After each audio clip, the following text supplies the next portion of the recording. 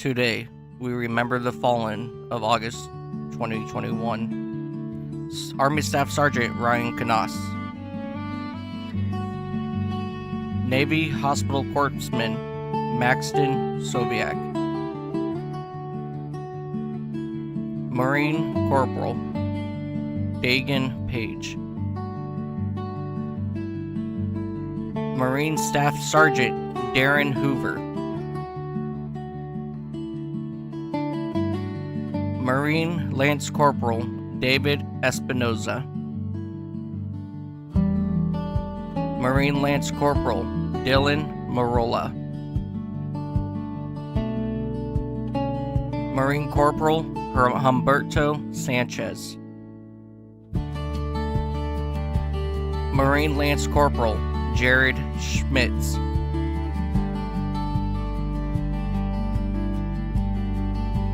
Marine Sergeant Johanny Picardo. Marine Lance Corporal Kareem Nikui. Marine Sergeant Nicole G.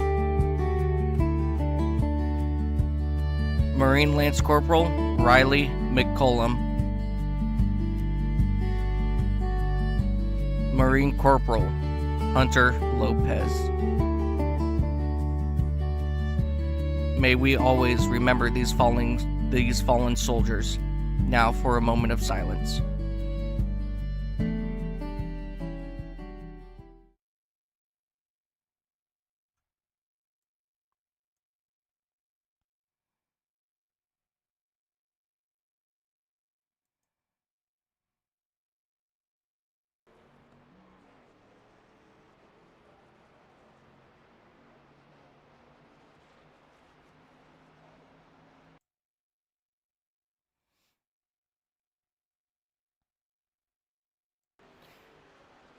Good morning, ladies and gentlemen, and welcome to Auto Club Speedway for a very special event as we honor those 13 soldiers.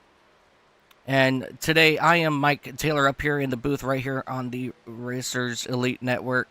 And I do have the one, the only Dakota LaRue with me up here.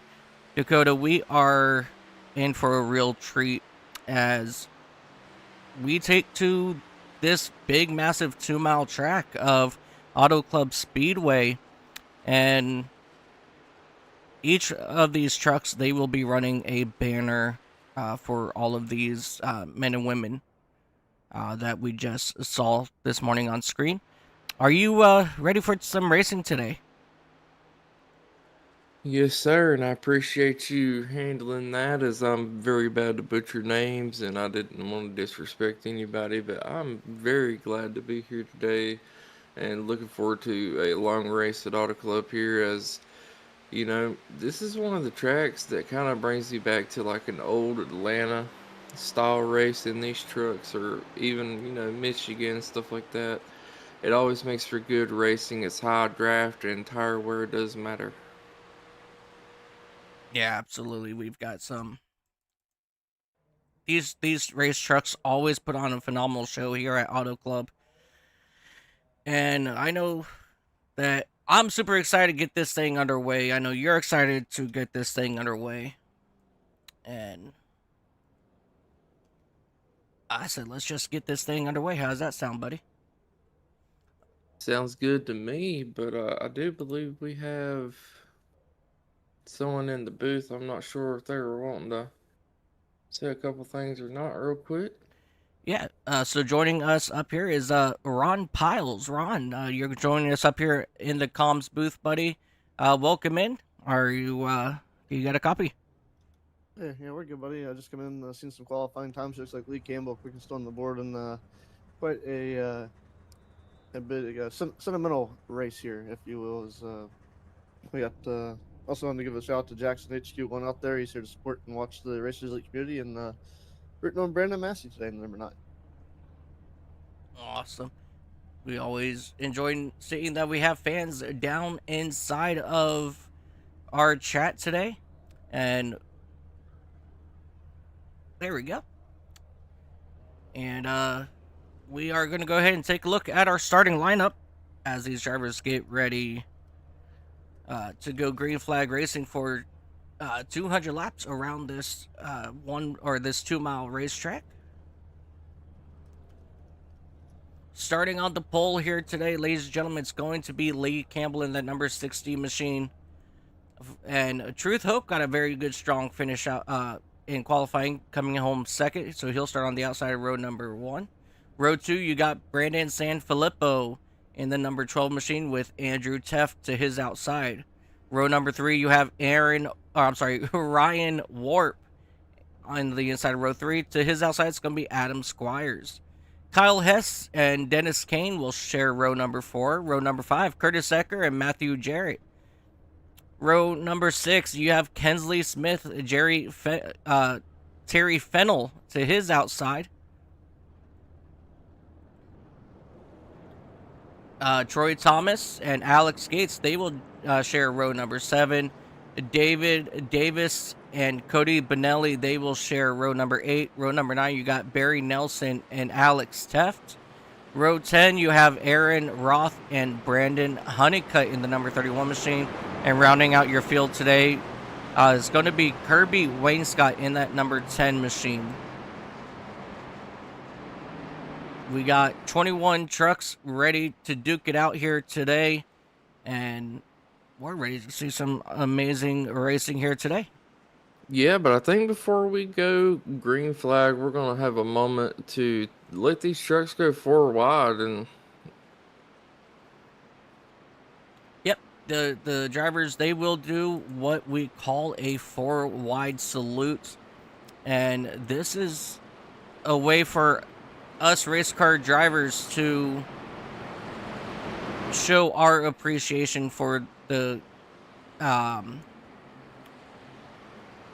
veterans. For the veterans out there. Thank you.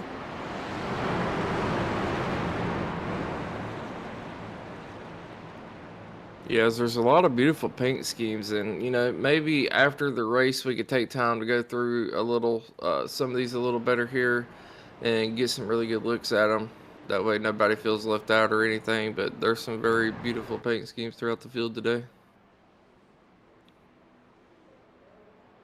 Absolutely, and there it is right there, ladies and gentlemen, your 4 wide salute.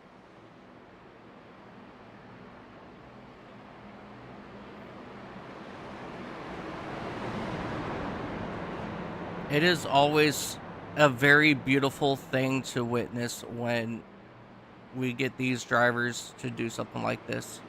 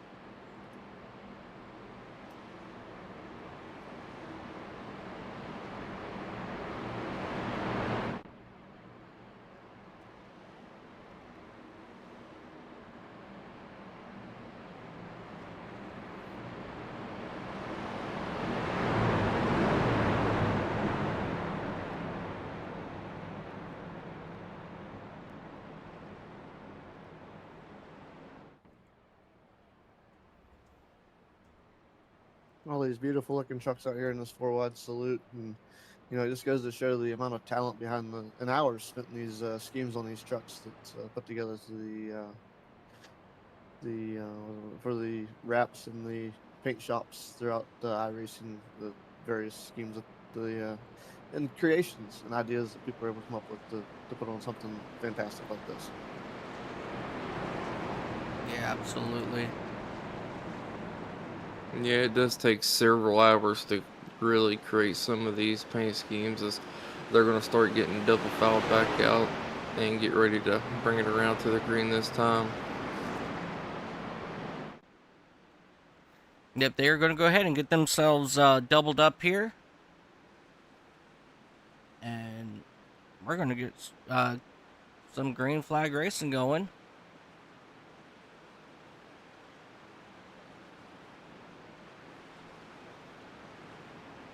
So as we're about to go green here, we got Lee Campbell starting on the pole with Truth Hoke on the outside. How do you feel about Lee Campbell being able to get a good run on the inside here, and you think Truth's going to be able to surpass him on the outside on the restart here?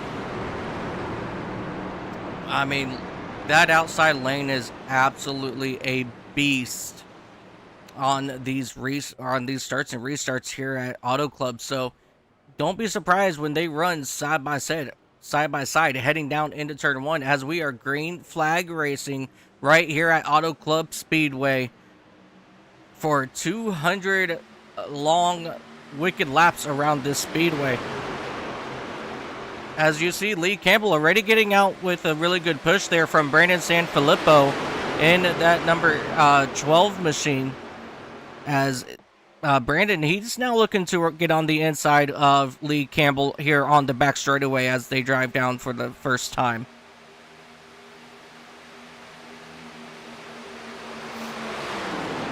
Yeah, one of my favorite parts about this track is there's so many lane choices you can run here, but you're running absolutely at the top of the track, which I call the Kyle Larson line, is one of the quickest ways around, but it will eat your tires up. But just having, 4 or 5 different lanes that you can use and still carry a good amount of momentum here is just lovely racing.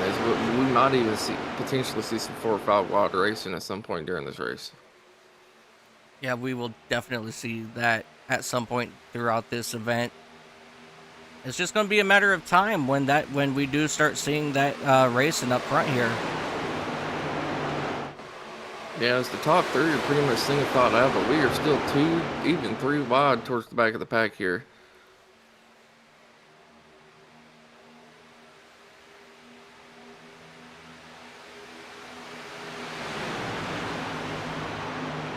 I was watching back around the number 8 truck from the 8 to 15 and the 86 all 3 wide there.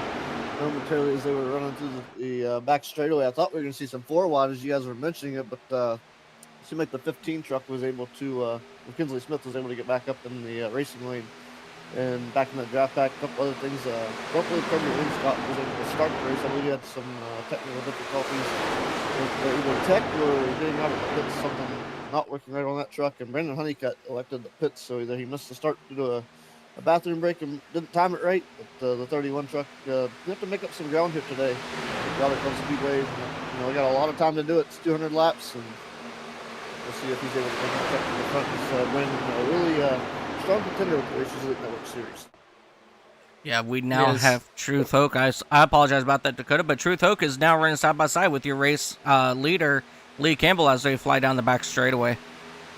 Yeah, speaking of the 15 and Kinsley Smith, this is the type of tracks he likes to be at, high drafting, and as he just come fresh off a win in the Super Speedway Series this past Friday, I believe. Yep. He's got a lot of momentum going into today's race. Yeah, that is absolutely correct. A lot of momentum. I mean, once you start moving in one of these, race trucks and you start winning and everything like that, it's one of those, okay, well, now I can win in the trucks. Now let me show I can do it every single race. So that's what we're expecting to see, as we still see a side-by-side battle up here for your race lead. Yeah, we're also side-by-side for about 56th place. Hell, they're even going 3 wide at the moment, as I believe that it might be Kinsley Smith going 3 wide for 5th place. Yep, Kinsley Smith right there in the smack-dab middle between Dennis Kane and I believe it was that number 98 machine of Andrew Teft. Yeah, these drivers doing a really good job at leaving plenty of space between each other, but racing really hard trying to get to the front of this pack here. They're drivers right now taking advantage of these fresh tires. I always like to show that the fastest lap of the race is not always made by the leader, but right now Kinsley Smith 39.953 in the race to him here so far. So that time's changed 3 times. It started with Adam Squires at 40.024, and Alex Gates at 39.966, and then once again Kinsley Smith here recent lap 4, 39.953. This goes to show you. I mean, Kinsley, like we said, he was back there a little bit, and now is currently making his way forward. So he moved into P3, just on the move. Let's see if he's able to bring that truck forward anymore. Yeah, that's a very good point, but sometimes track time or fastest laps isn't necessarily what you want to do at tracks like this. It's kind of like an old Atlanta, you know? You can run really fast, but it's going to burn your tires off very quickly, and your pace in the long run is going to suffer from that if you're not careful. Most definitely. It's you're going to burn the tires up, trying to keep the truck momentum as fast as you can. Biggest thing, I don't know how it would play at track like your Auto Club, but you can kind of like maybe play the Atlanta draft game a little bit, maybe not the default throttle. I haven't really got to anticipate that here. As Kirby Lane Scott has gotten his truck the past tech, he has now joined us here on the racing surface, and unfortunately for him, he also, depending on how the race control sees it, he may have to come in and serve a penalty. He may have had an unsafe pit exit, may have missed the line or drifted up to the center of 1 and 2 onto the actual racing surface off the apron. Yeah, and give a little update on the leader here. Truth Hope is loose coming out of 2 as they are on the front stretch now, but Lee Campbell was able to get around him in the 15, and Kinsley Smith working his way around him now as well. Yeah, right before we jumped a little bit to the back to see the action in the back, Kinsley Smith, he was back there right around that 6th position, 6th or 7th, but right now he's up here battling Truth Hope for that P2 spot. And that just proves how fast Kinsley Smith is in that number 15 machine. Yeah, and I want to take a moment real quick since we didn't really get to before the race started. Our weather for today is only about 70-degree air temp. Track temp's about 76, so this is about the perfect weather for a good truck race today. Absolutely, and there is absolutely zero wind going at the moment. So that's going to help these drivers a lot, that they won't have to try to figure out, you know, how to manhandle these trucks in these corners with no wind. So that's going to be absolutely phenomenal for these drivers as they continue to run side by side down the back straightaway.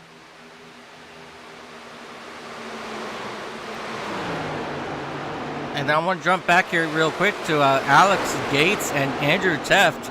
These guys are running side by side currently for that 6th spot.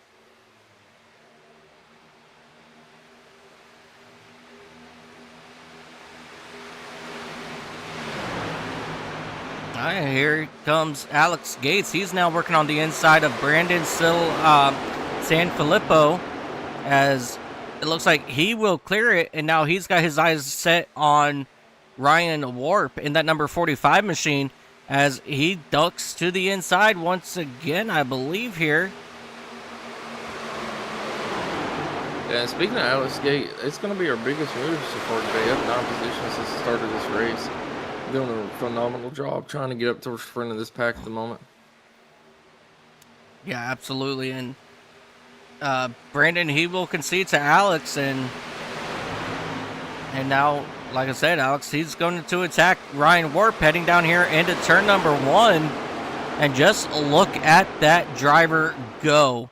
He's done something to this truck, as he's able to start pulling in front of some of these drivers as he's made his way all the way up here into that 5th spot, trying to get around Ryan Warp now in that number 45 machine.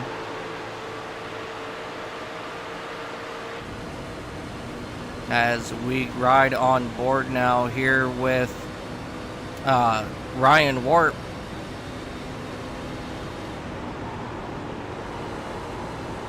You could just see how much he's manhandling that race truck right now as they go through these corners.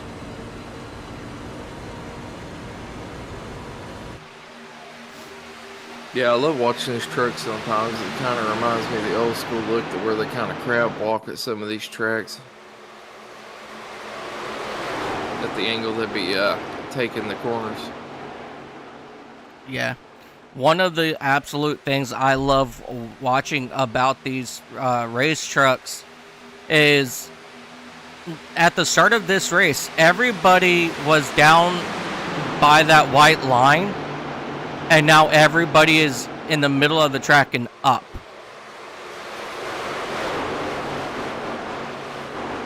Yeah, that is very true.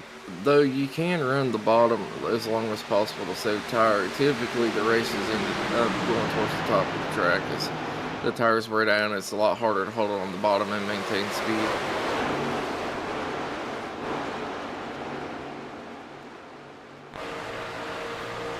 As we take a look on the back end of Alex Gates now, facing Curtis Ecker in that number 8 machine.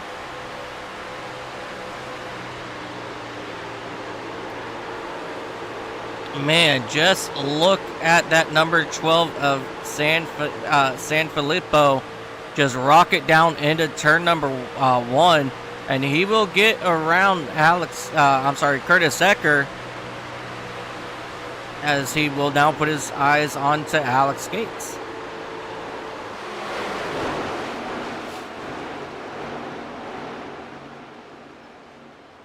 Looked like Truth Hook may have brushed the wall there coming off of turn number 4, coming into the trial. It wasn't enough to slow him down any, but definitely not something you want to become accustomed to. I'd say as long as he was pushing earlier, it's his best time, 40.091. It's not very far off from his overall best lap of the race. So it's just potential that he may have wore out that right front just a little bit. It kind of gave him a little bit of a surprise when he came off the corner. Yeah, speaking of Kingsley Smith, he's starting to fall back a little bit. I think he's lost about 2 positions the past few laps here. And Alex Gates moving up to P2 as they are side by side coming out of turn 4. Yeah, this is exactly the kind of racing we were looking forward to here today, as we see this gaggle of cars, about 7 trucks here. As these guys are, now starting to use up every single inch of this racetrack through these corners. Man, I don't even know who to watch. Yeah, we got some really good side-by-side battling going on right now. So it looks like we're potentially going 3 wide for second place here at the moment.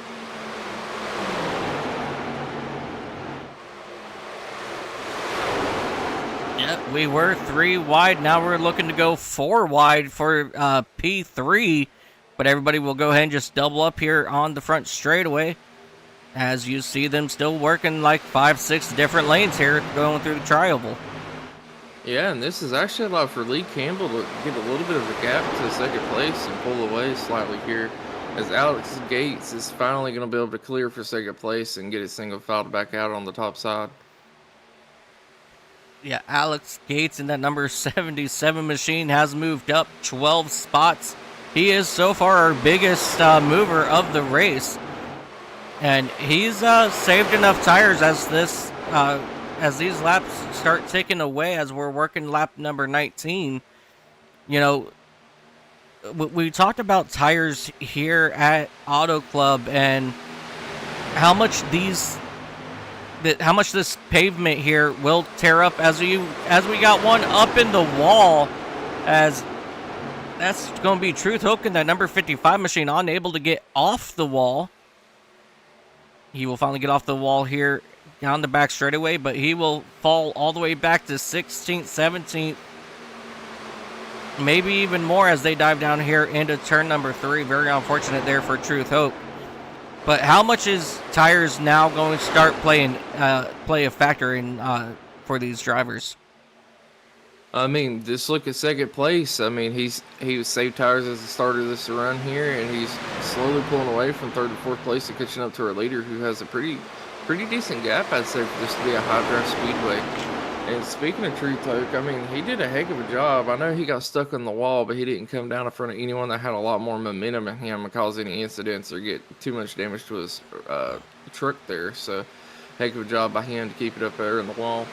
But yeah, the tires, I mean, the story is just going to be, look at Alex Gate at the moment as he's just walking away from the field and reeling in our leader at the moment.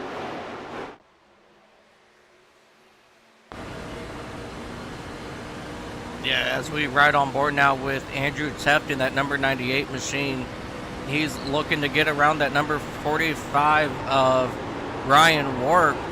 And as we ride on board, you could just hear those tires squeal coming through turns 1 and 2.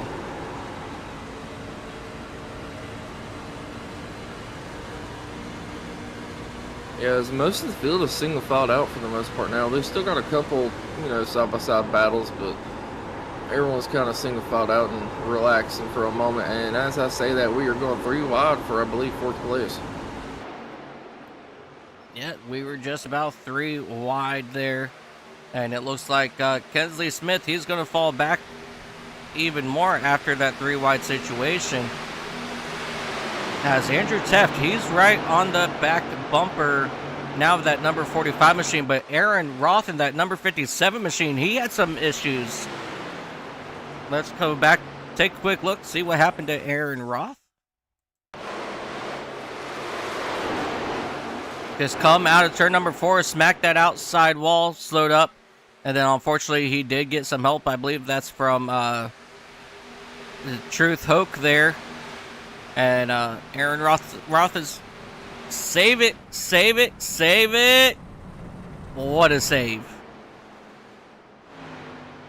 Yeah, and we almost had a pass for 2nd place there as the 12 truck of Brandon was able to get to the inside of Alex Gates in that number 77 Toyota. And he's actually looking to make another move right here as they're coming out of 2, and they are currently side by side behind the leader, really, as they are right on his bumper.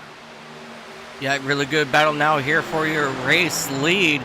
Here comes Brandon Sanfilippo in that number 8812 machine, as he will now go to the inside of your race leader of Lee Campbell, and he's looking to take over that race lead here on lap number 26.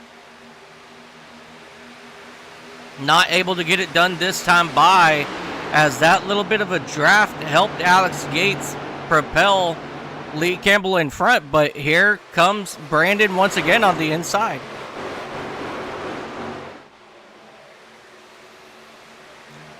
You know, we talk about drafting at like tracks like Daytona, Talladega, even the iRacing Super Speedway right here on iRacing. You know, it is absolutely just phenomenal what the draft here at Auto Club can do in these race trucks. We don't see it very often in like your cup cars, but here in the trucks, they make a world of a difference. Oh yeah, but you know something I would like to see here? Maybe since the 88's, pretty quicker, or sorry, the 12, I'd probably let him get in front of me and try to use these 3 trucks to pull away more from the back of the pack here. As they already got a pretty good gap, but if they work together, they could manage this and get an even bigger one, and then they could battle it out towards the end of the race. Oh, I couldn't agree more. As I think they probably heard you there, as we do have a new race leader, Brandon Sanfilippo.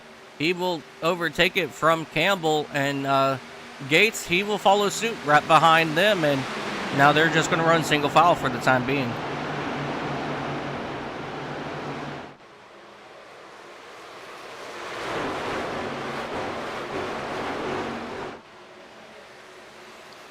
Alright, my bad, I muted myself. That slight bit of battling they did kind of allowed for 4th place to reel them in a little bit, but as they're kind of single filed out now here, I'm starting to expect that they might be able to pull away from the group again.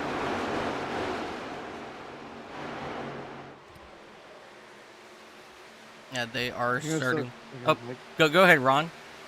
I'll say about an eighth of the way through today's race here, and should be seeing pit stops in the next probably 10 to 15 laps maybe. I'm not sure as far as the truck tanks go, but that's going to be another game changer in today's race, since they're going to have to manage outside of the tire wear and figuring out where the rubber is on the racetrack to keep those trucks from getting loose. Is I believe that Truth Hoke experienced earlier in this event, as he's now still fighting his way back to the 15th position.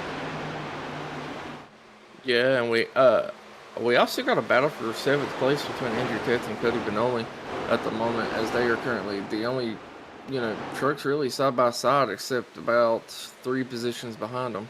Everyone else single filed out for the most part at the moment.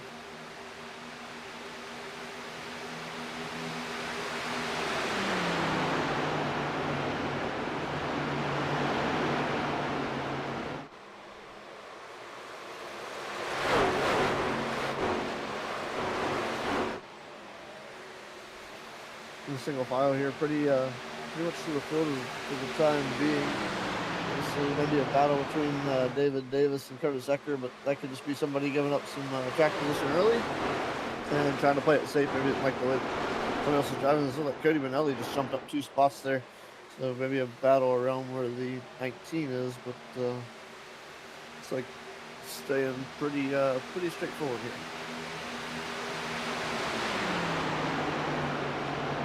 Alrighty, ladies and gentlemen, as we are working lap number 29, up in the upper right-hand corner, you have 2 QR codes that's going to rotate. This here is going to be so you can donate to the Hunter Lopez Memorial Foundation and donate to Mission 22. So if you guys would do us a huge favor, I mean, even just a small donation of $5, it will go a very long way to both of these wonderful organizations, as that's what this is all about here today, as we are here also in Veterans Day weekend. So we do want to thank all of our men and women out there who are currently serving. Thank you guys so much for everything that you guys do. For all of our veterans who are no longer in the service, thank you for your service. And as always, our thoughts and prayers are always with our of our family and friends of our fallen soldiers as well. So we want to thank every single military personnel out there. Thank you so much for your service. And we do hope that you guys have a beautiful Veterans Day weekend. And once again, thank you so much for your service. And speaking of pits, since it was brought up a moment ago, Lee Campbell going into the pits on lap 30. Ryan Warp going into the pits on lap 30 as well. Both of them are back out on the track on fresh tires. And it'll be interesting to see what kind of ground they can gain up on our leaders here.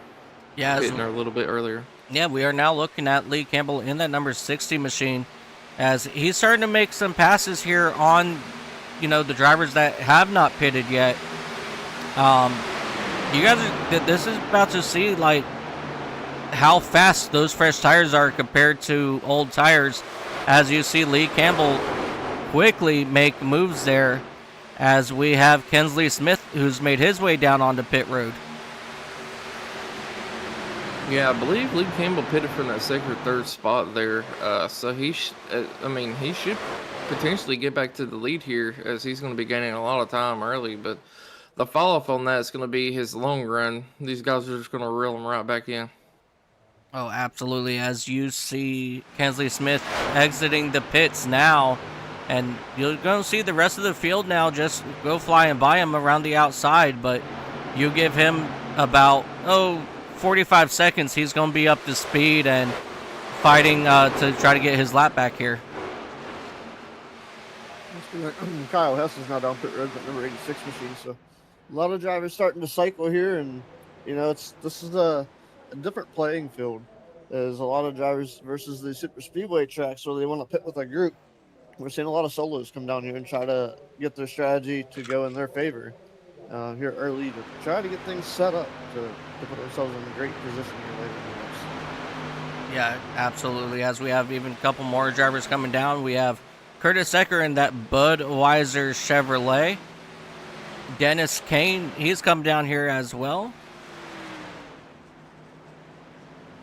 So I want to get y'all's thoughts real quick. If I came down early to get tires, and I know I'm going to be running faster laps, would I just run the bottom and take it a little easier, knowing I'm still going to be running slightly faster times, but saving more tire doing so? No. I would still want to be riding around the outside, taking it easy. That's what I would want to do. I'd probably go middle of the racetrack. Outside, you could potentially maybe save some tire as well. I would be a little more worried running the outside and, potentially maybe be a little underskilled. Some of these drivers are going to wear the tire out more, trying to maybe oversteer the car. there's a truck to keep it off the outside wall, so it could potentially scrub the tire more. Fair enough. Well, Lee Campbell said the heck with that and is running completely on the outside at the moment as he was able to get his lap back. And Brandon in that 12 truck is going down the pits this time.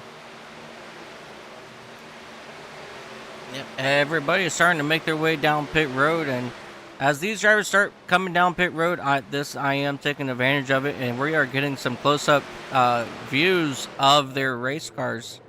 I'm sorry, their race trucks, I should say.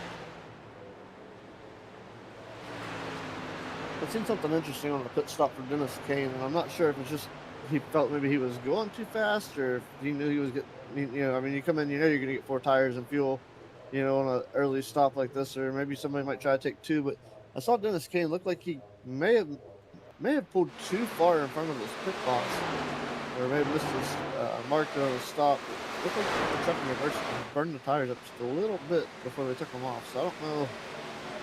These anyone I saw so far, that you have to catch on stream, it seemed like he was in reverse and the tires were spinning in the opposite direction for just a mere moment.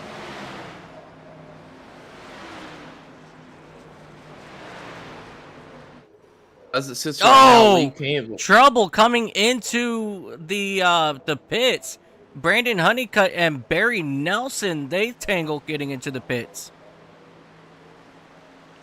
And as it sits right now, Lee Campbell should be taking back over the lead this time by Kinsley Smith. Going to be following in, not too far off second place. And Brandon in that 12 truck is going to be taking back over to third place.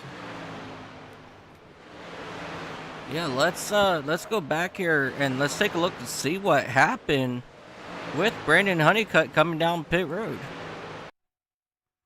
Looks like he just hit that apron and tried to get the truck slowed down there. It wasn't quite straight. That's one of the things we have here with brake bias even.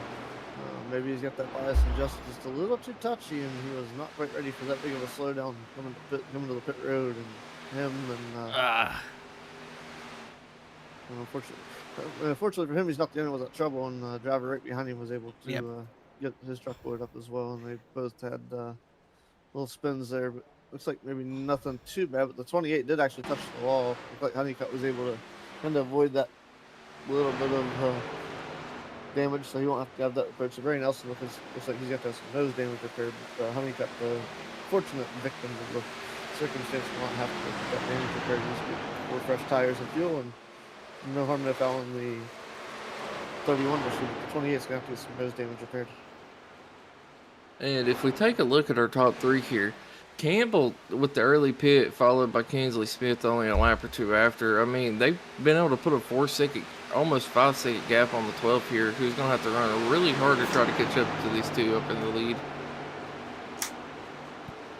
Yeah, you also at the same time, you don't want to push too terribly hard either, because as you start to gain on these race leaders, you don't want to burn up all your equipment just for them to pull back away.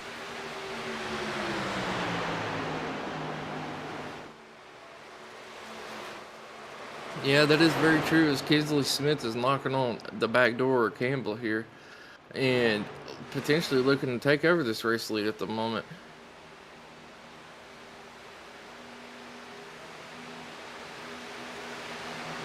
Looking here at the YouTube chat, and looks to be that Alex Gates is a service member as well, according to Daniel Hewitt.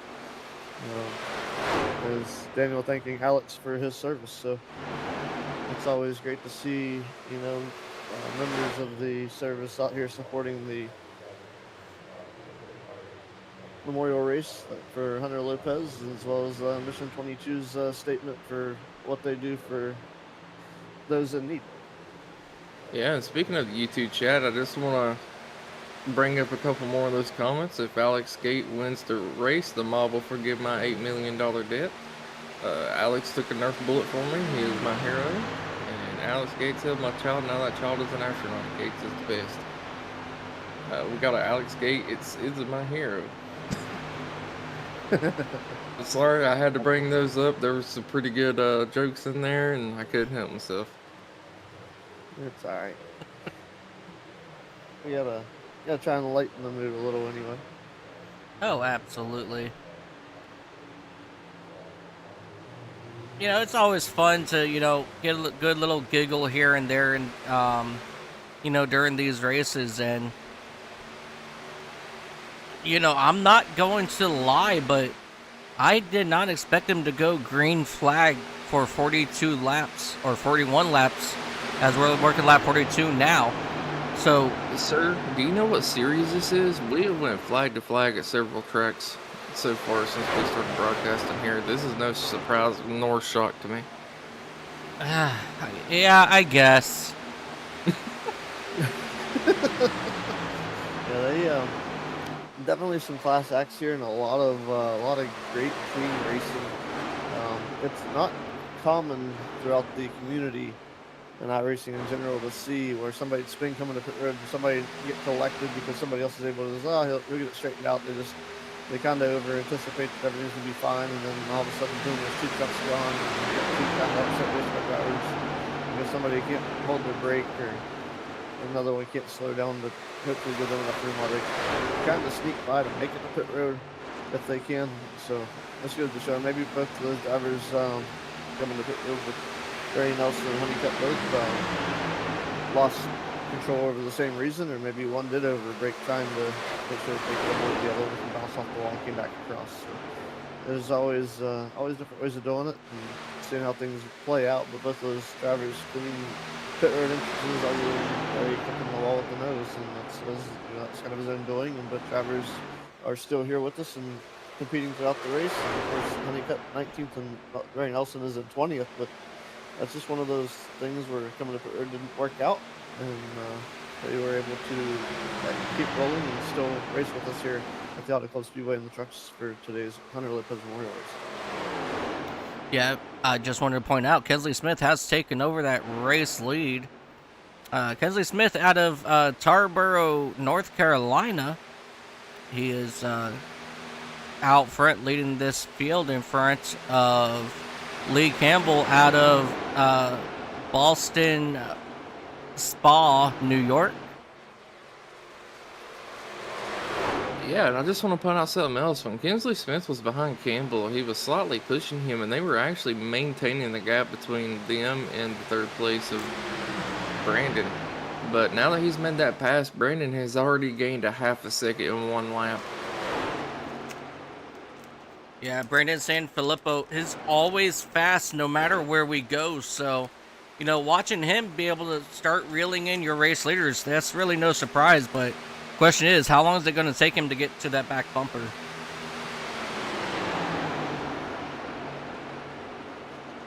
Depends on how short that chain is. Yeah. Judging by their last pit cycle, these drivers are only going to go about 14, maybe 15 more laps before they, jump back down in the pits and get fresh tires. So he really does not have a lot of time to close in that gap. Yeah, I think it's going to be all about execution, getting down onto pit road. And if he can get a better enter and exit, he can make up a lot of ground on Kensley Smith and Lee Campbell, who's out here out front at the moment. As we jump back here to Alex Gates in that number 77 machine, he is pushing Alex Teft, and they got a good group of like 5 or 6 trucks back here that were running single file, and they're slowly reeling in Brandon Sanfilippo. So it's not going to be long before this group back here catches that number 12 machine, and then if they all work together, they may be able to catch Lee Campbell. Yeah, speaking of that back group, Cody Benelli just able to get around Alex Gates there, but Alex Gates fighting back on the outside as they got a pretty good battle going here for about the 5th place.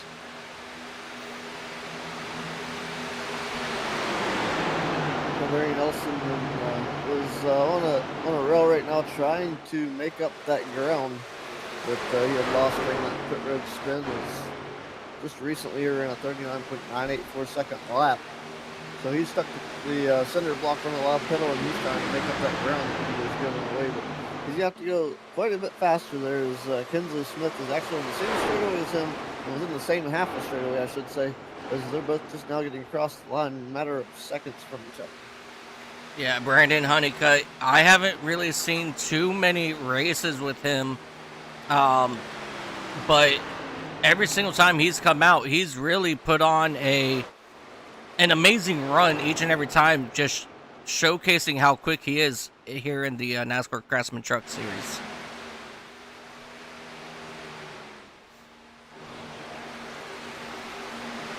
Now, there's quite a few drivers in this race here today that I've seen very competitive, very much so up front runners that are even hanging out in the back. A few names that usually even battling. We may see them at the end of this race. There's still 151 laps to go, so this is speaking kind of early. But could be drivers like Aaron Roth has won races here. Brandon Hunter also won races here. Brady Nelson, he picked up the first opening night or opening season race in the Xfinity Series. And Terry Finn was usually a good one in the 50 up front as well. Trick Oak in the 55 is usually up front, and he was earlier. Kyle Hess is a good runner as well.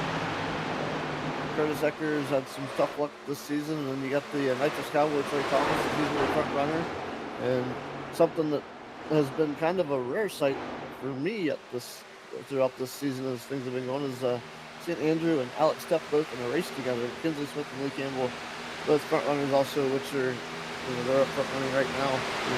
Cody Benelli also actually won a race this season here with the Racers League. My mind serves me right. If not, he was at least in the top 3. Yeah, most of these drivers, I mean, at least this league here is not just one driver winning every race in most cases. I think we've seen different winners almost every week since we've been here. That holds true with the Xfinity Series as well. It's been different winners each week so far, so we'll see if we can continue that coming up this week as well.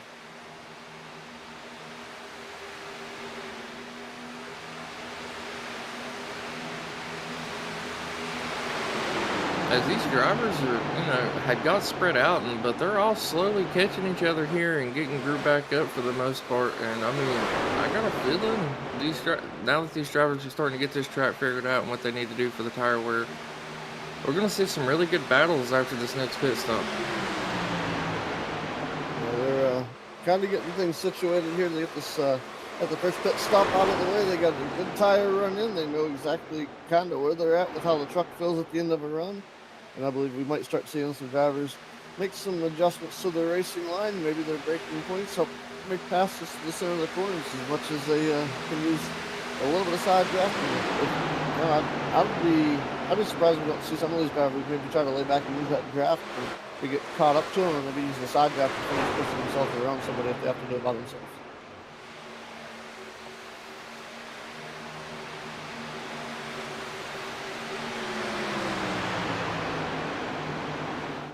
As we are watching this battle back here, for right about that 5th spot, Alex Teft in that number 43 is still hanging strong on the outside of Cody Benelli. These guys are really duking it out here with each other here, as this group, they did catch Brandon Sanfilippo and Kinsley Smith. So here they are, just now running all within 2 seconds of each other now is your top 8. Yeah, speaking of Brandon, he was just able to get around Lee Campbell for that 2nd spot and got his eyes set on our leader, Kinsley Smith, at the moment, as he is reeling him in quick. As we're going to see Lee Campbell, speaking of which, going down the pits. Yeah, Lee Campbell looking to make a pit stop here. Let's see if he can make this stop count. Maybe he'll be the race leader next time coming around. What's up there, Kinsley Smith now going to have the race lead. And Brandon Sanfilippo going to take over the 2nd spot. Alex step to the top 3. Yeah, and I mean, I feel like that might have been just a little bit too early to go down the pit lane, but that could be me.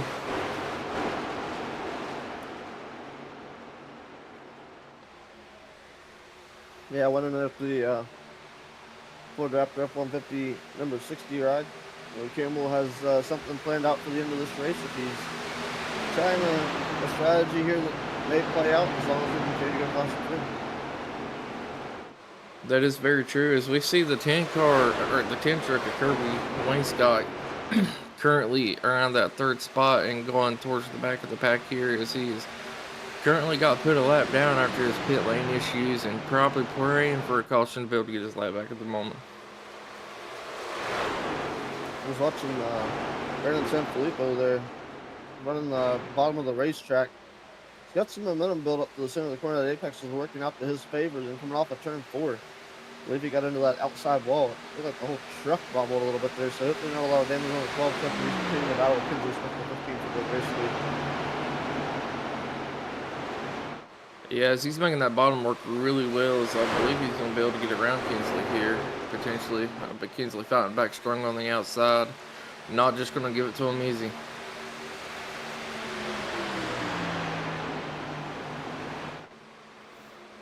Another great side-by-side battle, and that will be the number 12 on your scoring sheet there. It's the 88 on your screen, National Guard truck. Looking like two great Chevy Silverados making 2 racing lanes work here at the Auto Club Speedway. Yeah, and these two battling side by side like this is going to allow for the third on back to catch up to him. Cody Benelli leading the charge in that third place spot.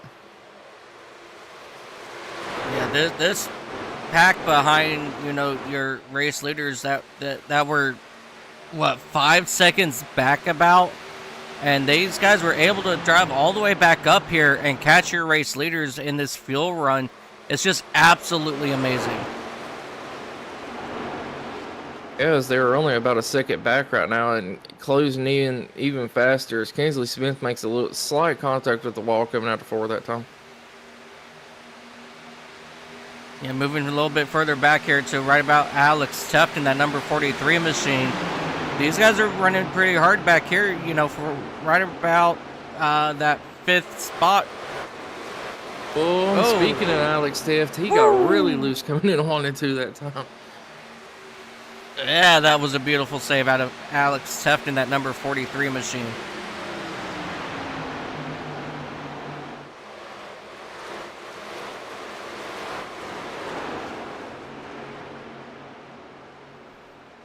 Yeah, I would have to agree with you there. That was a wonderful save out of him. But wow, what a way to go back there and check that battle and just happen to catch that, huh?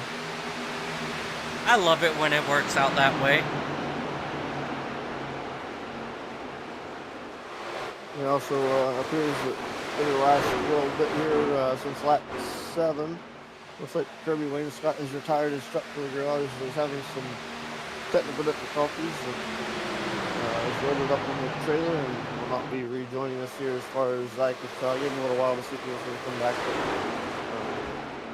he had issues at the beginning and then issues continuing, and I think he finally pegged his fun meter and said that he's going to check out and lead this race to the rest of the gang. Here is Brandon Sanfilippo, currently your race leader, over Kinsley Smith, Cody Benelli, Andrew Tepper, and Nitrous Cowboy Troy Thomas running up in top 5. Yeah, Kirby Wainscott having a rough start to this race, as I believe he did miss the grid and was already a lap or 2 down, and then going into the pit, having a little bit of pit issues alongside that. Yeah, definitely very unfortunate there for Kirby Wainscott. But everybody else still out here cracking away. Jumping over here to our stream chat real quick. Smoke'em says, awesome racing, yeah, I guess, and some really good drivers here. Definitely a really good group of guys here, Smoke'em. These guys always put on a really, really good show, as this battle back here for right around that 5th spot is still intensifying. As we take a look here at Andrew Teft, he's getting a lot of pressure put on him now from Alex Gates. As you see Alex Gates climb up the banking here in turns 3 and 4, trying to get a good run out of turn 4, which looks like he will, and he will dive to the inside now of Teft, and he will get a good momentum out of that corner, and he will clear him before heading down into turn number 1. Alex Gates still not done, as he is attacking that number 88 now of Troy Thomas. He's starting to march his way up towards the front here and not giving anybody any room.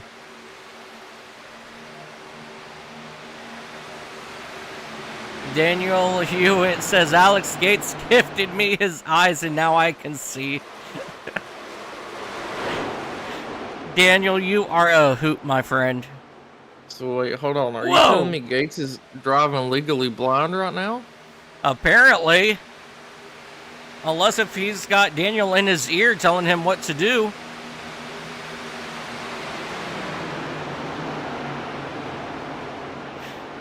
Maybe he meant to say Alex Gates gifted me his eyes and now he can see. Mikey Allen. Oh. Mikey. And that number 67 machine. How are you doing, Mikey?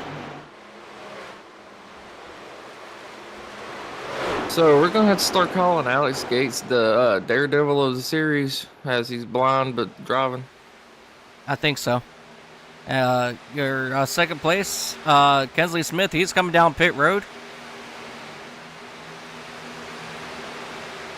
Well, I mean, to be fair, if they are drafting or in a single file line here, that big spoiler on the back of these trucks does not make it easy to see through the truck in front of you and to help you avoid anything or know anything. So, I mean, you're going to rely on your spotter to tell you, hey, there's a crash ahead. They're on the high side of the racetrack, lower side, or in the middle. Or for him to tell you, hey, you might want to try this lane and hope that everybody else is able to get on the brakes and nothing else happens between you and where that incident is at. Or if you're the leader out front, you better hope that you're not about to get flipped by the guy behind you and become part of that crash. Or you can just kind of drive away and not worry about it. Hopefully, you don't have to race back to the line when the wreck being comes through. I mean, I will 100% agree with you there, but also, let's go take a look at the A car for a moment here. You know, you get on the back bumper of somebody in that A car, you absolutely cannot see anything in front of them, and you just have to hope you're able to dodge a wreck if something happens in front of you at that point. Wait, what car are you talking about now? The A car, the next gen. Oh, the A car. Next gen cup cars, okay. I thought you said 8s, and I'm like, there ain't nobody around, Curtis. What? No, I was saying, like, the A car is worse than the truck. Whenever you get on someone's back bumper, you legitimately cannot see anything in front of them. You just about have to be trying to look through their window just to be able to see you. Daniel! Alex Gates walked into my house as it was burning down and the fire ran away. Oh, now he's Chuck Norris. Okay. Alex Gates once touched a semi, and that truck is now known as Optimus Prime. Doing well first season in this truck series. Loving the racing here. And awesome broadcast as well. Appreciate that, Mikey. Most definitely. Don't be getting his hopes up. This broadcast is bad. We're doing a terrible job. Hey, you know what? I don't take pride in I take pride in my broadcast. Always trying to find a way to make it better.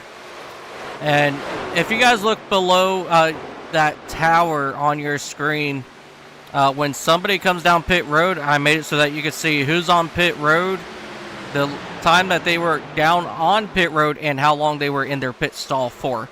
So that's another way you guys could keep track of who's pitting as it just pops up down there on screen. So right now we have Hess down pit road. He's been driving down there now for 33 seconds. He's in his pit stall now. Yeah, and speaking of pits, I got a feeling the 12 truck's going to have to come down before too long, as I've seen him have a couple of moments where he's been wiggling and very loose off the exit of these corners. Yeah, definitely. Hess down on pit road for a total of 14.7 seconds in his pit stop. 54 seconds down in pit road total. So that's a pretty cool little thing that we have there, so we can see who's down on pit road, how long they've been down there for.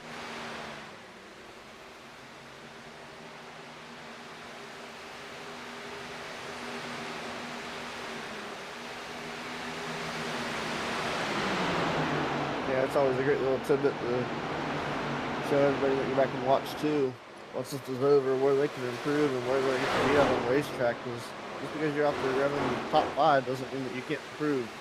on maybe hitting that proper pit road speed without getting that penalty, or maybe the amount of time, trying to maximize your stop time in your box. Like if you know you're coming down from 4 tires of fuel, I may be a little bit more aggressive getting into that box on that brake pedal, get the stop before you get there. So you may try to maximize your speed as soon as you're pulling into your box as well.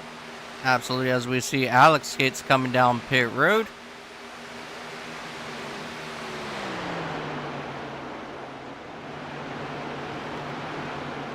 And as things sit right now, Lee Campbell should be cycling back to our lead here, but Kingsley Smith's quickly reeling him in as he's on slightly fresher tires than him.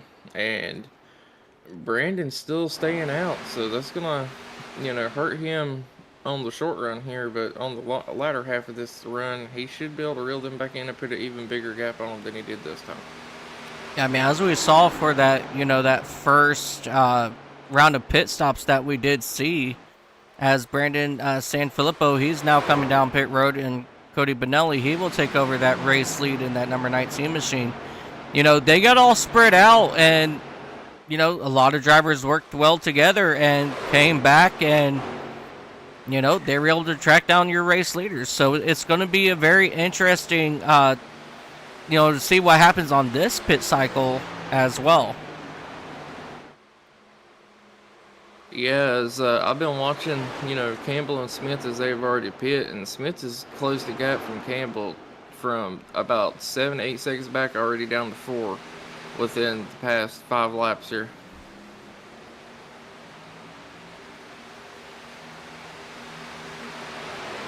Just goes to show how much, 4 fresh stickers on these trucks really matter at a track like this.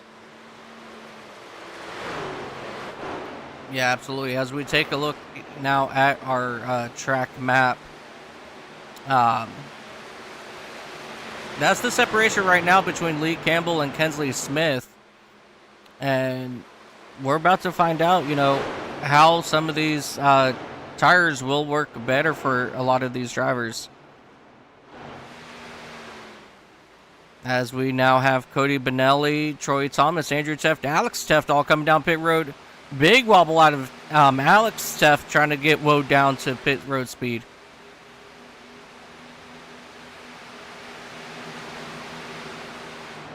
And now this will pass the torch back over to Lee Campbell. And Kensley Smith, he's sitting just about 2.2 seconds behind. He's on 10 lap fresher tires as they will come heading down here into turn number 1. Whoops, wrong button. Right there. There's Kensley Smith and your race leaders right there. Yeah, and holy cow, look at the run the fresh tires behind our leader just got on him at the moment. Yeah, absolutely. That right there just shows how well those fresh tires will work. And that right there is that number 50 machine of Terry Fennell. We don't really often talk too much, about Mr. Terry Fennell and that number 50 machine out of Savannah, Georgia. But, he always does a phenomenal job when he comes out here week in, week out. And, he's one of our silent drivers. But when he comes out and he's dominant, that's when he likes to be known. Yeah, he kind of keeps that explosive taste bottled up quite a good bit there throughout the course of it. And looking at the profile picture he's using for racing, looks like a dirt late model of some sort, and it may. I'm kind of torn there with the surface. I don't know if that's an iRacing scheme or if that's an actual car. Kensley Smith trying to keep it on the bottom to get around Campbell there, and I've seen smoke coming off his back tires as he was really whipping that thing in the middle of the corner. And I would like to point out that Brandon, this time after pit cycles, last time he was 4 seconds back. This time he was 9 seconds back after his pit cycle. But he is reeling in these front two really quick as Kingsley Smith is going to be able to pass Campbell for the lead here. As we take a look, the separation between Kensley Smith and your third place of Brandon Sanfilippo. Kensley Smith's out on the exit of turn 4, and Brandon, he was entering turn 3. So he's just about a one turn away, but we'll keep an eye on that and, see what they could do about tracking him in. It's kind of early here. A couple drivers that are kind of spaced out, but if you had to pick any driver out here, it'd be hard to pick a winner out of this group because they're all so versed in talent. Yeah, for me personally, I'm a little bit biased, but that number 15, Kensley Smith, is always wicked fast. So, knowing how fast he is, he's always my go-to driver when I have to pick. But, I mean, Lee Campbell, he's always quick as well. But one driver that I'm actually very surprised that is not actually out front for the moment is that number 98 of Andrew Taft. Yeah, I believe he's bad this time, but we all know Mike Taylor says that he's the best there is, that he's excellent, and all that good stuff. So Mike says Mike's going to win this in the booth. Wait, what? You're going to win the race from the booth. Oh, heck yeah. So I do want to say on these top two here out of their strategy of short pitting, I think Kensley Smith has got the better edge on that. But as for everyone else, I'm actually going to say Alex Gates, as he's been able to kind of really get his way back towards, Brandon there and reel him in for that third place spot, and potentially going to be able to take over the lead as we get farther into this fuel run. Yeah, absolutely. We have been green flag racing now for just about, coming to 80 to start lap 80 next time by. These drivers, it's a very long track. It's 2 miles. It's long sweeping. But let me tell you what, once you start getting down into those bumps in the corners, man, it can make your arms real tired real quick. Oh, yeah, especially around 185 mile an hour. They're on the speedway, and I think they're dipping down to like 165, 170 through the corners. So, I mean, that's a lot of speed and a lot of figuring things out here. As watching Alex Gates go on the racetrack, he opened his beer and he turned it into Sunoco fuel. So he is gaining fuel mileage here at the Auto Club Speedway just by having a couple of shots of beer along the way. Absolutely. Yeah, speaking of your arms getting tired, got one for y'all. My buddy got a new Sim Magic wheel. It's like a 20-some Newton meter wheel or something like that. Yeah. And he was complaining about his arms being tired halfway through a race, and told him he had noodle arms, that he should send me the bill. And then he told me that wheel would snap my arms in half. Oh boy. So me and him's got a little debate going on about who could last longer in an endurance race, but I'll call him Noodle Arm McGee, and he just says I got little snappy bones, little bristle, little tiny bones. I couldn't handle it. Dakota, I'm not going to call you an endurance racer until you actually do an endurance race. I did do an endurance race, sir. Yeah, how many laps did you run? I can't quite remember, but it was 2 full fuel runs. Yeah, we're at Watkins Glen. Man, no, you need to go do 2 fuel runs around Nürburgring, and then I will call you an endurance racer. What, the whole 6 laps? Yeah. Oh my God. You sit there and you say, a whole 6 man, let me tell you what, that track is what, 15, 16 miles long? I know, it takes a good bit to get around the track. Man, let me tell you what, as we take a look here at Alex Gates' speed, getting into the corners, he's hitting about 184 down to 164 as he comes out of turn number 2. And let's see what kind of speed he gets here down this back straightaway. I'm sorry, the front stretch here. 187, 188, 190 for a split second, and down back to 165. So this just right here. Oh wow. Well, I'll tell you something that happened here. As of recently, like October 19th, I was broadcasting a race for Extreme Power League, and they do an hour-long endurance race. And there's event cautions. It's GTP cars, and we were at the 24 Hours of Le Mans circuit, and somebody asked for a penalty to be cleared for exiting the pits too quickly. and the admin hit the throw caution button. Oh no! Yeah, that was a long caution. Oh man! Very, very long. Now, we're about to have a battle for third place. Sorry to cut you off there, as Alex Gates is really catching up to Brandon here, and they got Lee Campbell not too far in front of him, so we might want to keep an eye on that. But let's go ahead and continue that conversation. I would be so mad if I was leading that race and I had a good gap and that caution got thrown. Oh, it happened. I mean, it kind of just started 10 laps in, but one of the guys over there is really, really talented, skilled in that, and he's well versed in those road courses with those GTP cars. I think he had like an 8-second lead.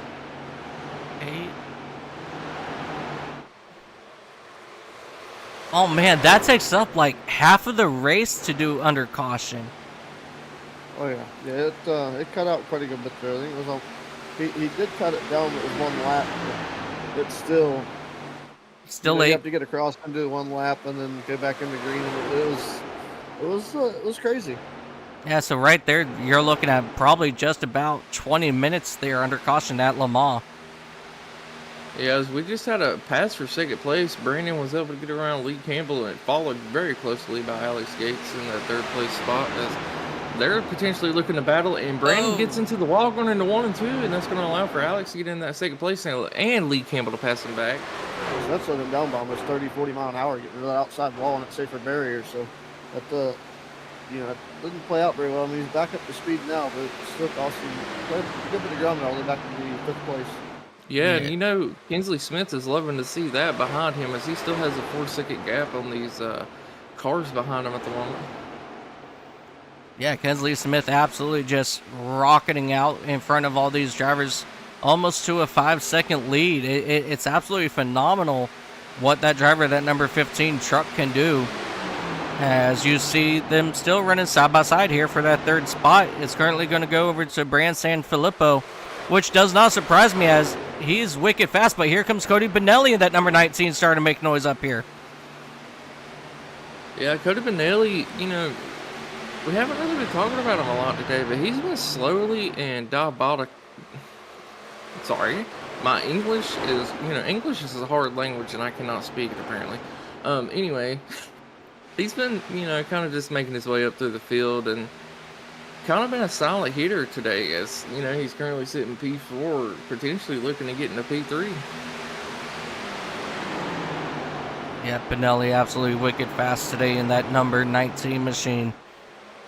As he's closing in on that 3rd place of Brandon Sanfilippo. So it's only going to be a matter of time before he gets out front. And I'm looking at the tire difference between himself and Kinsley Smith. There is a 9-lap difference on tires, so I'm not sure if he's going to be able to do anything with it. But I just want to make it known that they brought down that gap from your race leader to 3rd place down to just about 4 seconds. Yeah, so we got another YouTube comment that I'm going to go over in case it hasn't went over yet. Alex Gates turned right and still went left. So now he's also Doc Hudson. Turn right to go left. Alex Gates once spoke gibberish, and that is how the English language was born. This guy keeps it up. I'm going to start believing it. I know, right? Sorry, I had to mute for a minute because I was laughing a little too hard at that one. Very good. Dang it, Alex. Why couldn't you give us something easier to speak? Speaking of which, Brandon and Alex battling here is really slowing down their progress to catching up to Kinsley here, and that's going to really allow him to gain even more time with these early pit cycles he's been doing. Yeah, right here they are now under 3.5 seconds to your race leader, but this is your battle here for 2nd place for the moment, as these 3 drivers are giving it all they got, looking to go Cody's 3 saying, wide. I'm gonna get in this. Brandon Sanfilippo, he is slowing down Alex Gates in that number 77 machine. as you saw, Gates just wobbling back and forth, trying to figure out if he should make it 3 wide, but he thought better of it, but that allowed Cody Benelli to get around him for 3rd, and now he's attacking Brandon Sanfilippo on the inside, but he will go ahead and run single file now. Yeah, Cody definitely saying, oh, y'all want to battle it out? That's fine. I'll just sneak around both of you. Absolutely, and it is now just under 3 seconds between these guys and your first place of Kensley Smith, but if my calculations are correct, we are getting ready to start up another pit cycle for these drivers here.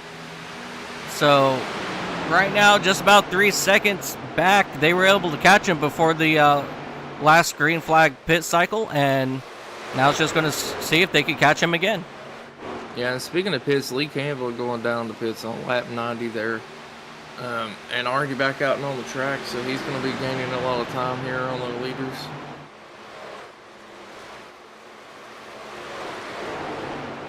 Yeah, that was a good catch. I actually did not catch that one.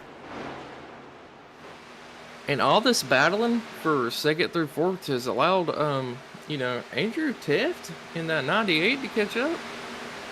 Yeah, now we got a 4-truck battle here for that 2nd spot. As Teft was just able to get around Gates for that 4th spot.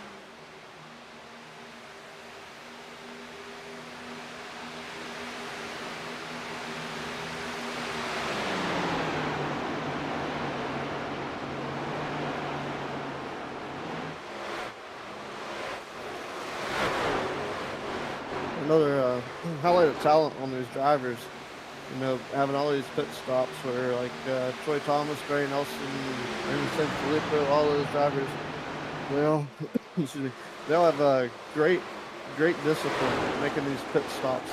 On off a pit road flawlessly for the most part. See a few drivers have some issues, but they're able to come down, stay under the pit road speed, and make sure they hit those proper marks leaving pit road as well. Oh yeah, this is one. I don't necessarily want to say it's the hardest pit roads to come down onto, but it's still a hard pit road to come down because of your speed that you're carrying, and then the track doesn't necessarily go flat before it gets to pit road, so you have to take care of that banking transition as you're coming out of turn 4 and trying to slow down on the brakes. So if you do it just wrong, you're going to get loose like we saw earlier today.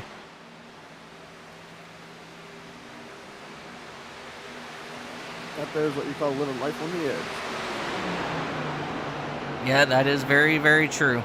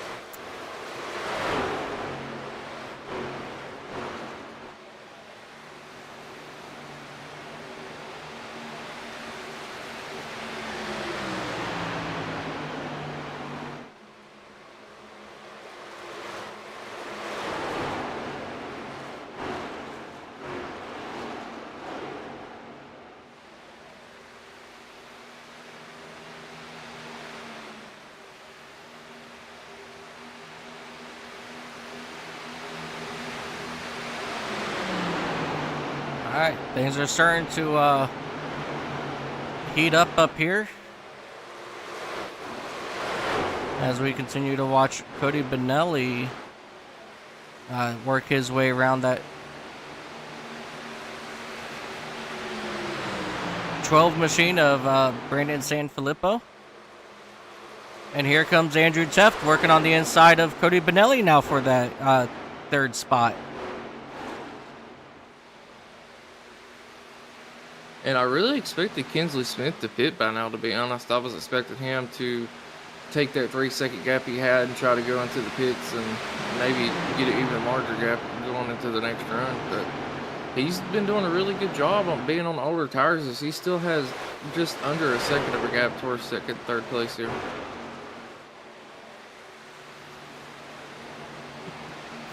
Tommy in chat says Alex Gates taught Obi-Wan about the high ground. Hashtag Wow. read the comments, please.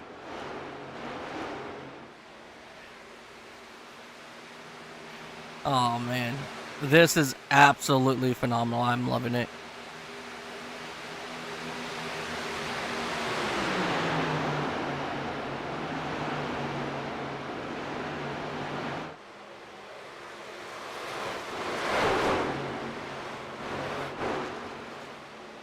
Yeah, as the battle for second place is starting to really heat up here, as Andrew Test is trying to now work his way around that 12 trip of Brandon, and Cody Benelli was just able to get around him in that last corner.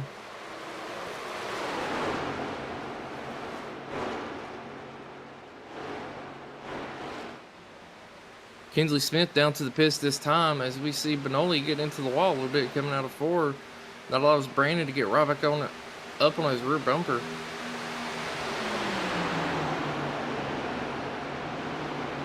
Yeah, really good racing right here for now what is your race lead.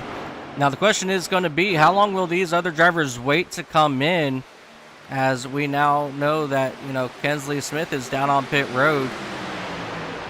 It's going to be very interesting to see, you know, if they're going to continue the cycle that they're on, and, you know, at the end of the day, you know, what's their plan going to be, as we got a big wobble out of Benelli there out of turn number 4. I mean, after seeing Kinsley Smith be on 9-lap older tires and be able to maintain the gap decently over that long of a run, I probably wouldn't be going in before too much longer here.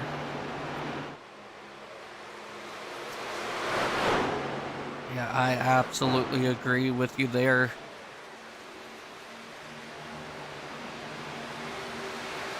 I mean, we've seen these guys go, you know, 10 more laps further than what Kinsley Smith has gone. As, you know, Curtis Ecker, he's come down pit road already. He came down on lap 94, Kinsley Smith 100. Ryan Warp in that number 45, he came down pit road.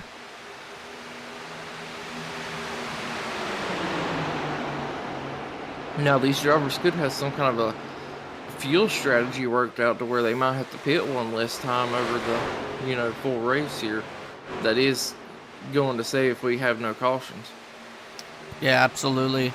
I just want to jump back here to that number 60 machine right now of Lee Campbell, as your race leaders are actually catching him after he made his pit stop just about 11 laps earlier, maybe 12 laps earlier. You know, your race leaders are still right there. They are still catching him here a little bit. So I think Lee Campbell is saving some tires here as he runs that middle to low side of the racetrack.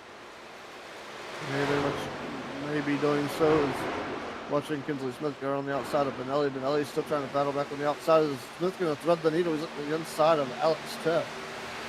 You know, the injured from the 98 as they roll forward through the corner.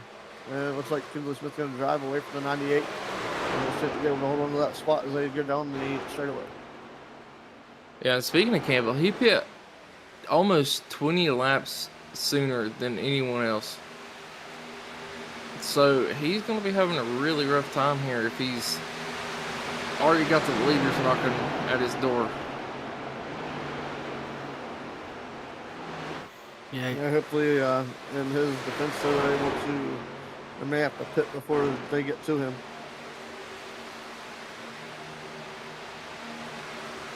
Yeah, Kensley Smith now pulling away from your race leaders. As we see Andrew Teff, Cody Benelli, and Brandon Sanfilippo, they're still circling around this track. It's been Alex Gates in that number 77. He's bringing his truck down pit road.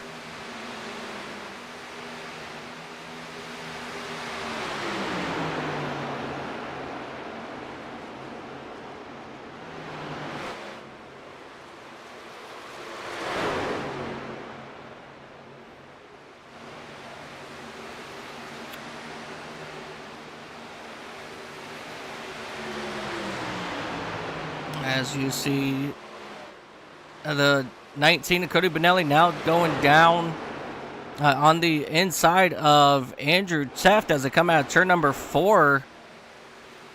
Truth Hook, Terry Fennell coming down pit road now.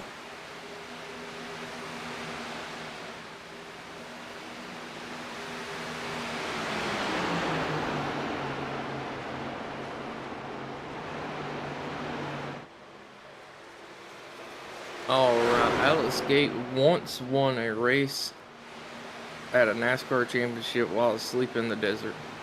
No, he won a race and a NASCAR championship while asleep in the desert.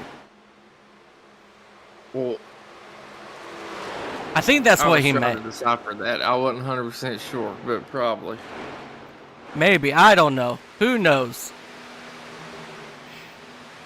As Cody Benelli is still right there on the back bumper of your race leader of Andrew Teft, as David Davis in the 777, he makes his way down on pit road.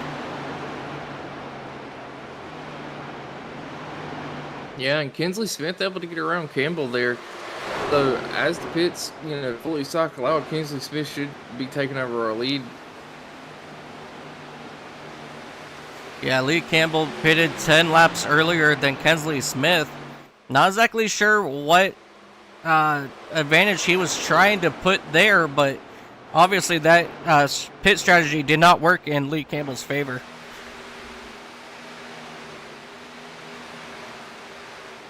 Brandon Sanfilippo in that number 12 machine, he's down on pit road now.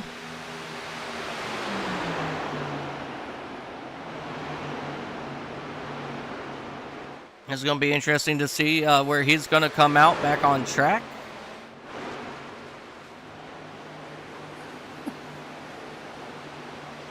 Yeah, there's such a variety of strategy between, the pit strats here of all these drivers. And some of these drivers are opting to stay out 10 to 15 laps longer than others. And I'm very surprised we're seeing this big of a variety.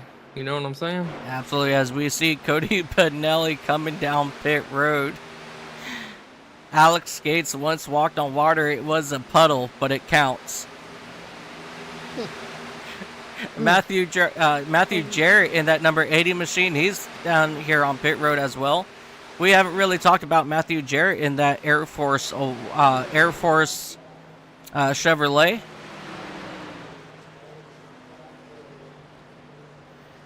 He's been one of our quiet sleepers here tonight, or this morning, afternoon, whatever your time zone is. We hit 12:30 pretty much on the East Coast, so got a fantastic morning race going on, and looks like Matthew Jarrett's going to do a 4-tire stop and fuel and probably a screen tear in the number 80 U.S. Air Force sponsored Chevy Silverado, so we're looking forward to that. Is Alex Teft now going to come to pit road as Matthew Jarrett down on the way. Yep. Andrew Teft, Alex Teft, Troy Thomas all down on pit road. That means your race lead is going to go back over to Kensley Smith in that number 15 machine. Again, these guys went 11 laps further than Kensley Smith here. And Kensley Smith, he's going to get out to a pretty decent-sized lead here to the rest of these guys. I'm not sure if this pit cycle is going to work out very well for them. As Lee Campbell, he's about 3.5 or 3.25 seconds back, still dropping. And Alex Gates, he's right about 7.5 seconds back to your race leader. So he's got a little bit fresher tires, so he may or may not be able to catch him, but with everybody now coming down pit road, Andrew Teft, he is almost 14 seconds back. David Davis, he is 18 seconds. Alex Teft, he is 21 seconds back.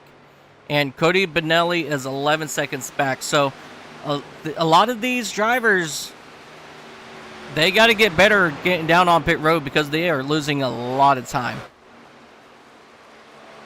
So I heard the trophy today was being replaced with the box of crayons. Hopefully a lot of people will get that joke, and a lot of military people will definitely get that joke. Oh, yeah, I got a box of crayons. I mean, my favorite color is purple personally, but I mean, I know a lot of people like red and blue. Absolutely.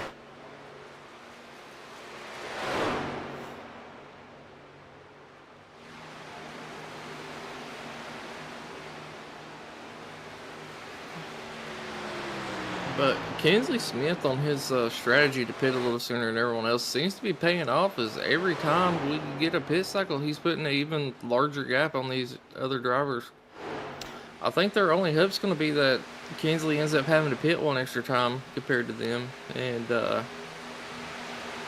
they're able to maintain fuel and get one less pit stop here. Yeah, that's all that these guys can really hope for.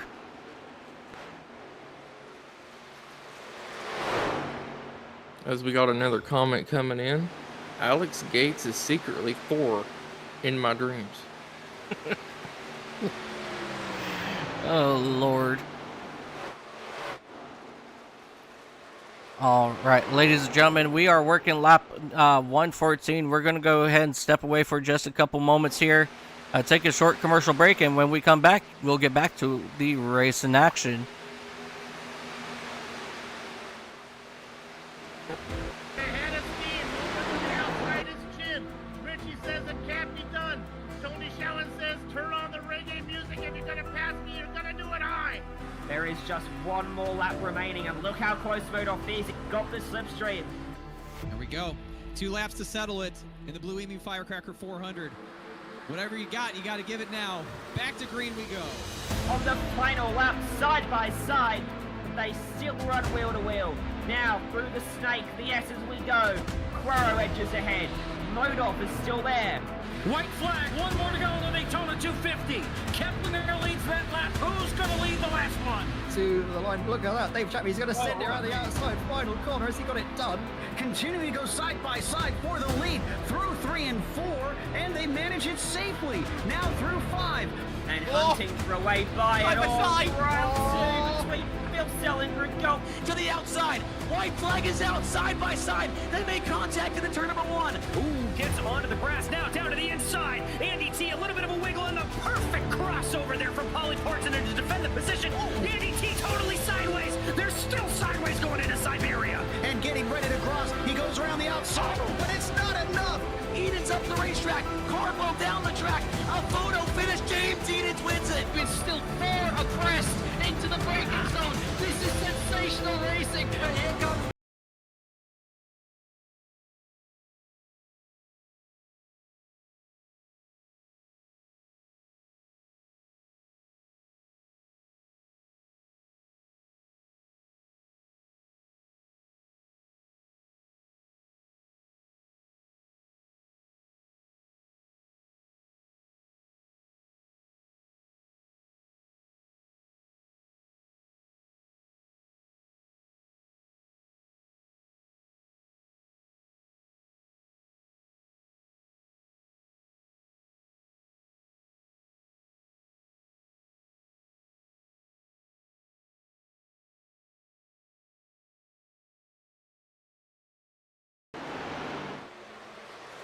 Welcome back, ladies and gentlemen, to Auto Club Speedway.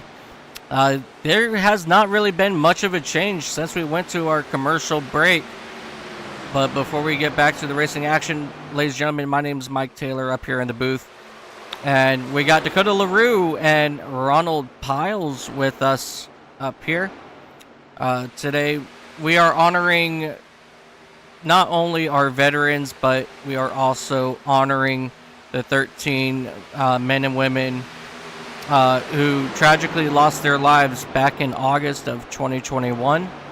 And we definitely not going to forget those fallen soldiers. And, you know, our hearts and prayers continue to go out to those family members. And up in the upper right hand corner, ladies and gentlemen, you have QR codes for Mission 22 and also for the Hunter Lopez Memorial Foundation. If you guys can, you know, please make like it's just a small donation, $5 at most. You know, that $5 can go a long way for both of those organizations. We do really appreciate that. We will love you guys for that.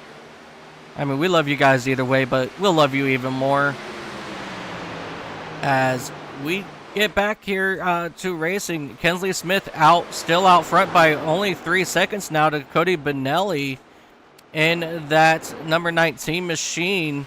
Alex Gates running back there in that third spot. And just a little bit further back behind him, it's going to be Brandon Sanfilippo. And then when we drop back just a tad bit more, that's when we start seeing Andrew Teft back there just about 3.3 seconds back. So these new fresher tires are starting to reel in your race leaders here as we see Brandon Sanfilippo get around that number 77 of Alex Gates. So far today, Dakota, what has been the most, you know, eye-popping to you today here at Auto Club? As I said earlier, I mean, just the different pit strategies, you know. We're seeing some people go in 20 laps sooner than others. We're seeing some people go in, you know, 15 to 10, you know, laps sooner than others. And there's some people that's even staying out close to, for instance, let's see, Campbell would go in on lap 90. We've seen some people stay out to almost like lap 115. Yeah, that just a good, you know, what was that, 25 lap difference, you know, and it's just absolutely, you know, mind-boggling that a lot of these drivers will wait that long, you know, between the two. So, I mean, we got some really good racing, a lot of different pit strategies, as you said, and we're looking forward to more of this really great, you know, racing between all these people, these drivers out here. Ron, do you got a copy? Yeah, I do. My biggest, eye-popping thing for today, Brandon Honeycutt started from the pits on lap 1, and here we are, 78 laps to go, and he is working the 11th position. That's where I'm at with that. Yeah, Brandon Honeycutt in that number 31 machine. He's always, you know, wicked fast, as I said earlier in the broadcast. You know, he's always fast. And the fact that he's been able to be consistent, be fast, working his way up now into the top 10 after seeing that number 8 machine of Curtis Eckert coming back down pit road. You know, it's just absolutely phenomenal what kind of a run he was able to do, you know, after starting down in the pits. As he gets a little bit loose there coming out of turn 2. I sure did. He's working a good run here, and hopefully continues to go his ways. Unfortunately, looks like Troy Thomas is no longer with us, as well as Barry Nelson. So we now have 3 drivers out of this race.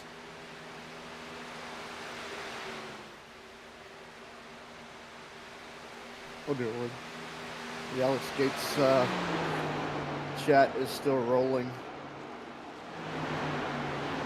Roger Gates now. But Alex is his son, but he calls him Daddy. Not sure.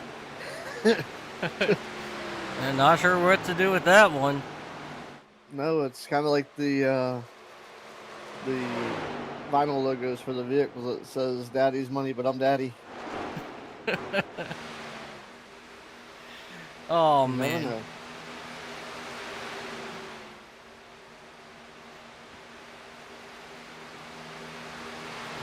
Roger Gates. Wait a second. All right, Roger. So, I What- just want to take a moment to. Y'all ever heard that song of "My Son Is My Grandpa" or "My Son's My Own Grandpa"? No, Oh man. I Okay, don't. so I the don't think song- I want to know. It's nothing bad. It's like the dude gets married, has a child, and then I can't remember, something about they get married to someone else and it ends up making his son his grandpa or something like that. It's so weird. On a side note, Cody Benelli in that number 19 has taken over the race lead from Kensley Smith, and Brandon Sanfilippo is right behind Kensley Smith now. He is looking to overtake for that second spot. Yeah, these drivers on the longer pit strategy here are definitely doing a lot better this time around than Kensley Smith. He's really kind of just a sitting duck at the moment. But Cody Benelli, that secret assassin, as I was talking about earlier, working his way up to the field, up 15 spots into the lead of this race and pulling it away quick. Yeah, definitely. And Alex Gates, he is just about 1 second back behind Kensley Smith. And Andrew Teft is less than 0.3 seconds behind Alex Gates. So these guys are definitely catching up to Kensley Smith in a hurry this pit cycle as we continue to see this battle here for that second spot heat up. Sanfilippo currently has it. Kensley Smith wants it back, but just on those older tires, I don't think Kensley Smith is going to be able to do anything. So Lee Campbell going into pits on lap 127. That's going to be our first pit stop of this fuel cycle. I'm curious to see how long it'll be before anyone else comes down the pits. So let's try to keep an eye on that so we can gauge about how much of a lap difference we're actually seeing here. Yeah, so Curtis Ecker, he actually came down on lap 123. Lee Campbell came in on lap 127. So now we are awaiting to see when everybody else will come in. I'm expecting them to start coming in probably around, maybe about 135? Between 135 to 140, I think that's when we're going to start seeing everybody else come in. Yeah, I'd say somewhere. I think the latest deal at 150 is Aaron Roth. Came down pit road. He received the black flag, so probably speeding down pit road. It's a tough break for the 57 Aaron Roth as he's sitting right now currently in the 18th spot, but he will potentially have to either serve a longer penalty here, as it seems to be what may happen, or he may be having to come back down to a drive-through. Yep, Kensley Smith and Alex Gates are down on pit road. So Alex Gates, he has changed his strategy to be on the same strategy as Kensley Smith as he follows Smith down pit road. So this is an interesting turn of events for the 77. Now we'll confirm Aaron Roth did a extra hold on pit road there, so that penalty has been served as he's going to return to the racetrack.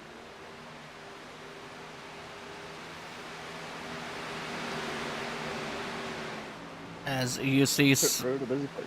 yeah, as you see Smith and Gates now leaving down pit road, it will be Smith out front. Now it's going to be very interesting to see as these two drivers get up to speed. We're about to see what kind of true speed Alex Gates has against Kensley Smith in that number 15 machine. And I think we have a new battle for that, possibly for that first spot now brewing here.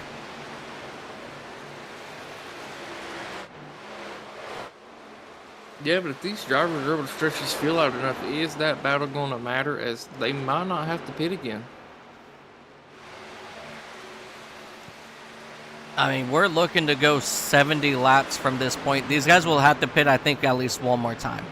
Sorry, I meant after the next pit cycle. I didn't mean from making it 70 more laps. I probably should have clarified that one. Well, yeah. But yeah, these guys will have to make at least one more pit stop. And so the question is, are you going to wait are you going to wait to come in for tires, or are you going to try to hit it when, you know, as soon as the pit window opens? I mean, I want to stretch this fuel as far as I can. That way I have the freshest tires for the end of the run, if I can make it all the way to the end. As we see Andrew Teff now attacking Brandon Sanfilippo for that second spot. And here comes Kensley Smith making it 3 wide coming out of turn number 2.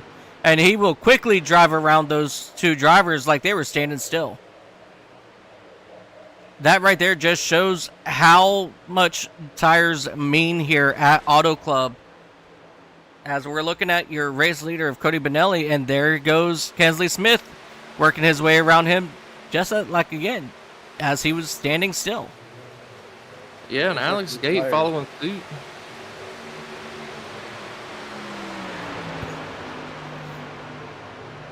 Good. Oh, that's all I was saying. I was going to say Alex Gate following suit, you know, passing them 3 wide and then getting right around Cody like he's sitting still. Yeah, Kenley Smith making use of those fresh Goodyears and fresh stickers on that machine, and with the 88, which I believe is the 12, sneaking around there, Brandon Sanfilippo. Looks like he's making his way forward as well. See if he's got anything for Cody Benelli's 19 machine. I think there's all the manufacturers are very well represented here. But right now, pit stops ensue. We've got two Ford F-150s out front. Chevy Silverado running in the 3rd spot, and Alex Tepp is representing the Toyota Tundra. Sporting it here in the 4th position is Matthew Jarrett, back to the Chevy Silverado. So top 6 has 3 Chevys, a Toyota, and 2 Fords. So quite interesting here as the Toyotas are kind of mixed and mingled up front through the top 10 that are actually participating in today's race. As we're looking on board at the driver, the number 45, Ryan Warp, and you know, as these laps go on, you know, you just continue to hear those tires squeal in and out of these corners. It's just absolutely phenomenal, you know, with the way these tires get eaten up alive here at this racetrack.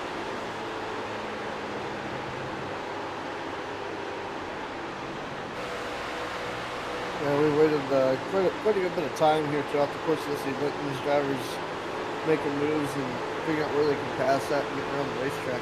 But they kind of know about what the tires are going to be like and how they're going to handle the more that they burn them up. So some of these drivers may push a little harder. They may push hard now. They may extend the time up. They may figure out a cycle, just exactly how to keep it rolling through the course of this race with the tire wear they're going to ensue. The harder they push, the more they burn up, and then they may back off and take about 5 or 10 laps and try to run somebody down, pick a couple different lanes out, see if, you know, because just because you run somewhere early in the event doesn't mean that the track may change temperature in different areas, and maybe they'll be able to make something work that doesn't work early in the race.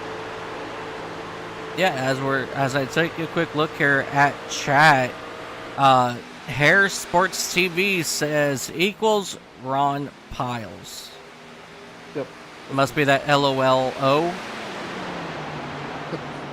Nah, that was a typo. I was laughing at Damon Hewitt's nothing that comment can beat Roger's comment about Alex Gates and Gotcha.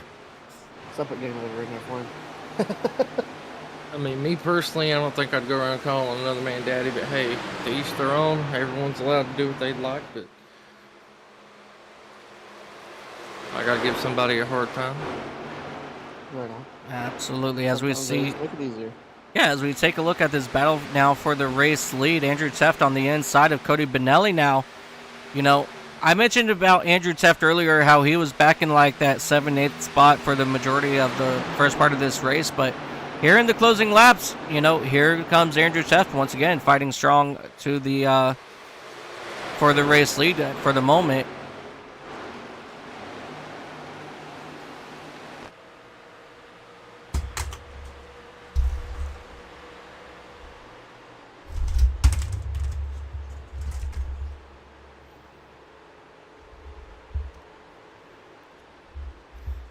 And look at Cody on that outside. I don't know if you could hear his tires, but they were absolutely screaming. I'm just going to make a small minor adjustment here as we are looking at the front bumper now of Andrew Teft. He has Lance Corporal Jared Schmitz on his car. Cody Benelli has Sergeant Nicole G. Alex Teft, he has Jerry Macy on his banner. Jerry Macy is one of our lead commentators here on Racers Elite Network, and a driver in one of the series. His father was just diagnosed with kidney disease, so in the truck series, they run that banner that you see right there. So our thoughts, are still with Jerry, and we are still fighting with him. So moving on to Matthew Jarrett, he's got Lance Corporal Kareem Nikui on his banner. Brandon Honeycutt didn't update his. Kensley Smith, he's got Sergeant Johanny Rosario Picardo on his banner. Alex Gates, he's the one that made this event happen for us. He's got Corporal Hunter Lopez on his banner. Lance Corporal David Lee Espinoza, he is on the front of Brandon Sanfilippo's machine. Lee Campbell has Staff Sergeant Ryan Canas. Curtis Ecker, he's got Lance Corporal Dylan Morella. As he gets a little bit of loose out of the, I believe that's turn 4 right there.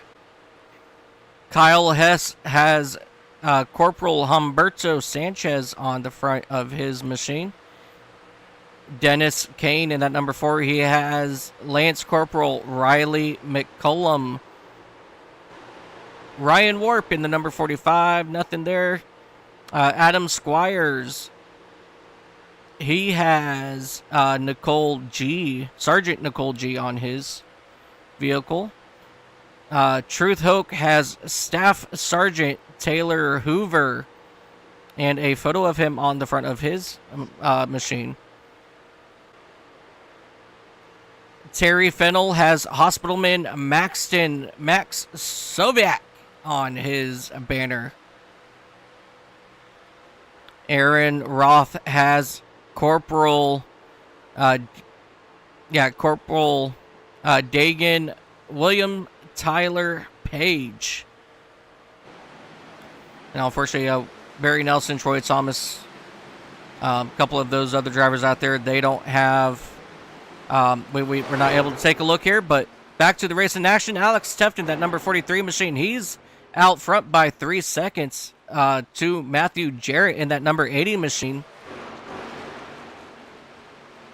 Yeah, and remember how Lee Campbell pit on lap 128, I believe, as he's the only person near the lead that's been pitting that early, so we're going to use him as an example. 127.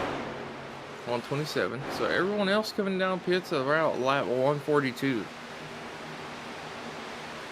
Almost a 20-lap difference. Yep.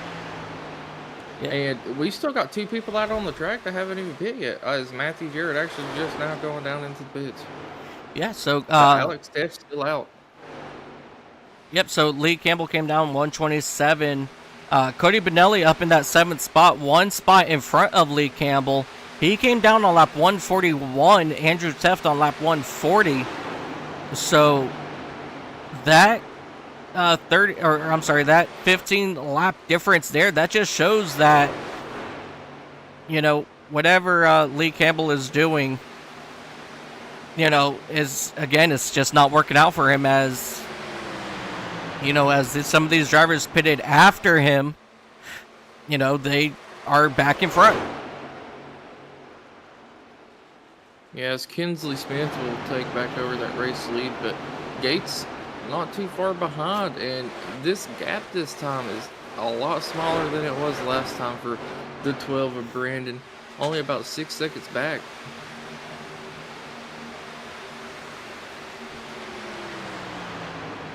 Yeah, definitely lap 130 to lap 137, so 7-lap difference between them, and sure enough, yeah, Brandon Sanfilippo just now 5 seconds back behind your race leader. Yeah, and Kinsley Smith just went for a wild ride coming off of fours. He was completely sideways from the middle of the corner all the way out towards the exit. Hey, you know, hear them rear tires screaming. Absolutely. Let's go ahead and ride on board with Kinsley Smith. Here we go. And just listen to these tires through this corner.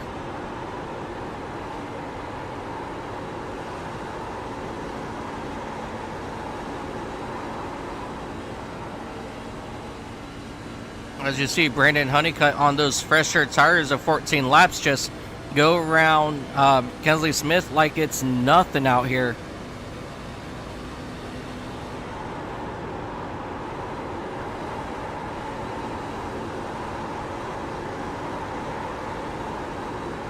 Yeah, and from your point of view on the cockpit, whoa, as Kinsley Smith gets loose off the corner, you could really hear those tires singing as he's going around the track. Absolutely. As I was actually getting ready to mention, you know, Kinsley Smith, he's got, a good 6-7 cars out in front of him now. You know, so some of these drivers are getting ready to go a lap down. As you see, Gates, you know, he's not necessarily pulling closer to to Kinsley Smith just yet. But he's just staying right about, 0.3 seconds behind him. So he's not letting Kinsley Smith get away, but he's just not getting on him either. Yeah, just a little update on the weather is it is starting to look like it's getting a little dark out, which is a little weird for it to be, about 4:30 p.m. in this race. It's only 67 degrees now, and the track temp has went down just slightly. So these drivers might be getting a little looser on these runs here. Yeah, that's very well possible.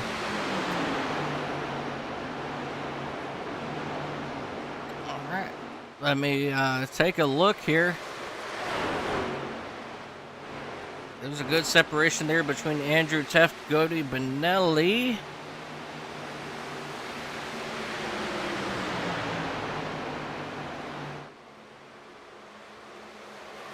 There's no really good, close battles right now. I'm back here with the number 31 of Brandon Honeycutt. He's moved up to that 11th spot. He's now just passing those drivers on older tires. So next up on his list is going to be Ryan Lopez. He's going to drive around Ryan here on the exit of turn number 2. He's going to get around him just fine. As they currently run side by side down into turn 3. And He said he's going to get around him just fine. Ryan said, no, I don't know about that one. Yeah, well, they're pretty much evenly matched when you go down the back, down these straightaways. But the moment you hit those corners, that's where the true fresh tires come into play. Oh, yeah, 100%. I just had to give you a little bit of a hard time there as I was watching the battle with you. Absolutely.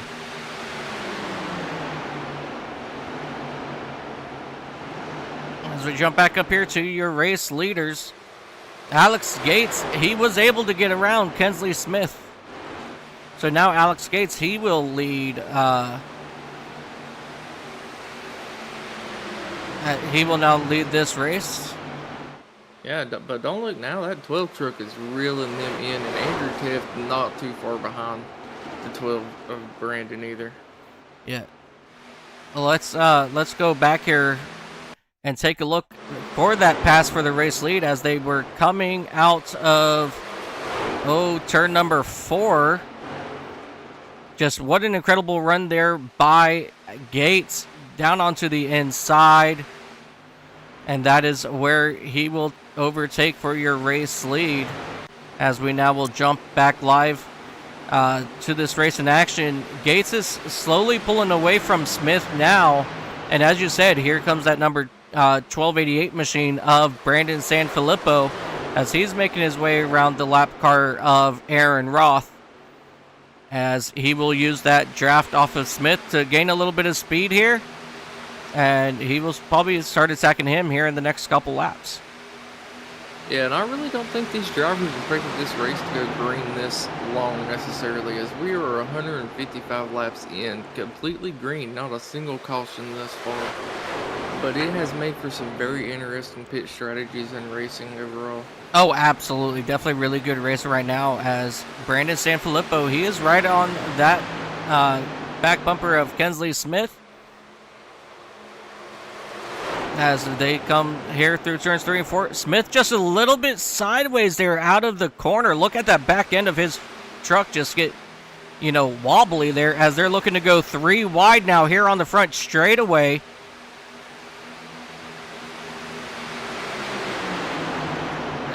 Okay.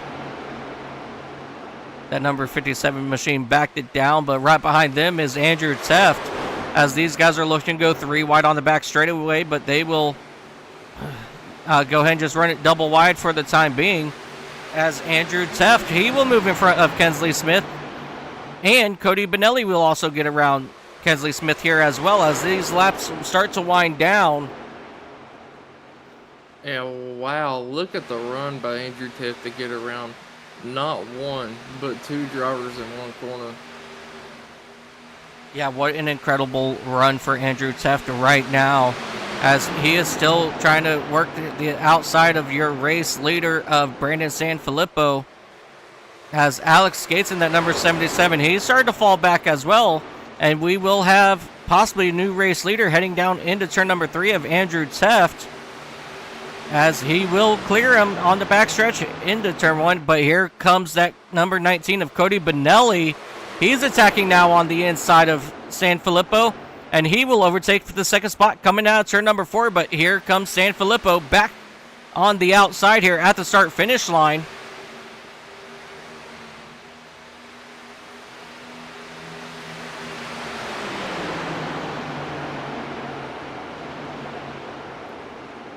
What good racing right now we have for your race lead, your top 5 all within 1 second of each other.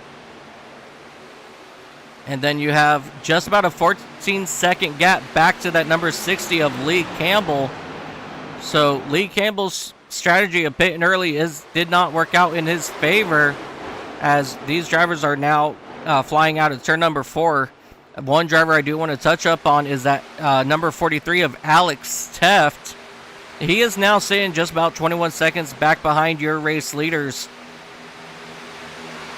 So he had a little bit of issues getting down onto pit road. He was in his pit box 2 seconds longer than everybody else. And so that's going to make a huge world of a difference, as you see that with him being 20 seconds back from your race leaders. About 42 laps remaining here as the driver's making their way around the racetrack, and like I said earlier, Andrew Teft knew it was go time. He's trying to get his truck in position here. Gotta watch not to burn those tires up, though. I'm sure we got a few drivers that may be really, really far back, but with about 10 laps to go, we're going to see if anybody has a run for these leaders as we get closer to the end of this race. And if they see another pit stop, some of these guys might get those on fuel. Let's see how that plays out. Maybe a little bit of strategy, but see a 2-tire and fuel stop come up. I mean, you're going to have to spend that time on pit road anyway, so at least to get fuel, so you might as well take 2 tires at least, maybe see if that helps you get to the end of this race. So strategy yet to play here. Look what do you want to get. Kensley Smith got wicked sideways out of turn number 2. His number 15 Napa Auto Parts machine is getting really tight, as we see tire smoke coming out of turn number 4. Not exactly sure who that is coming from, but looks like somebody's getting loose coming out of turn 4.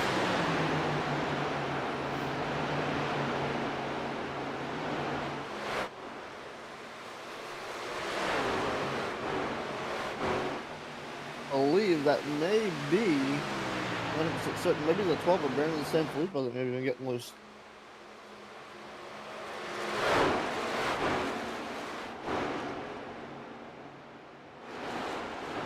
Could be speculation, could be somebody in front of him, but that's where I think it's coming from. Definitely something that we are going to have to watch, as Cody Benelli, he is now right at the back bumper of Andrew Teft. These two guys, I believe these are the guys that are going to be duking it out for the race win here tonight, as they exit turn number 2, still, you know, having fun right up here, nose to tail.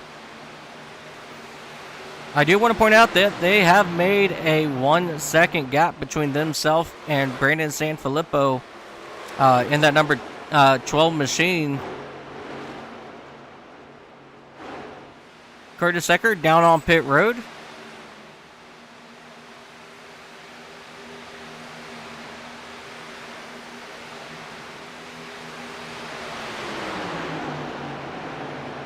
Oh, Lord. Roger Gates in chat says, "Dear tiny baby Alex Gates, in your golden fleece diaper, we just want to thank you for this beautiful harvest of Domino's, KFC, and the always delicious Taco Bell. And thank you for this race." Hey, you can never go wrong with some Talladega Nights now. Nah. Oh, man. Shake and bake, baby. If you ain't first, you last. Absolutely. Dr. Pepper can calm me down.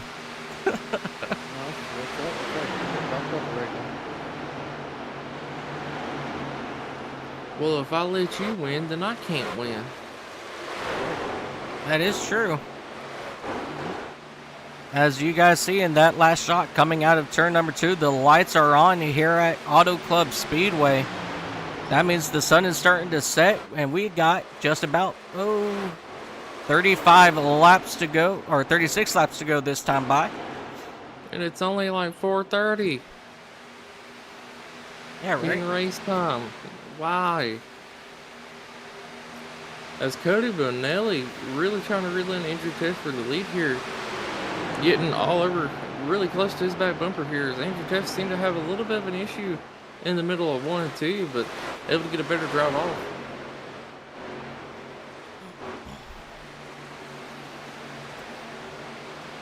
Absolutely. Kensley Smith, David Davis in the 777. Both of those drivers are now down on pit road, getting ready to get service on their vehicles. And this battle for first is still starting to heat up. Alex Gates in that... Oh, we had so much smoke coming here into the pits. Yeah, I was just about to say something about that. Looked like somebody got really loose going into pit road there. I'm kind of curious if our leaders are going to be able to make it on fuel, or if they're going to have to come in for another pit cycle here. No, they're definitely going to have to come back in. And I believe the one that gave us all that smoke was Ryan Warp. Let's come back here and take a look and see what happened with Ryan as he was starting to come down pit road. Hits the transition. Oh no, that smoke was way before him. I'm trying to figure out who was in front of him coming down pit road here. I'm not certain yet. Kensley Smith came down before Kensley him. Smith or Lee Campbell, one of the two.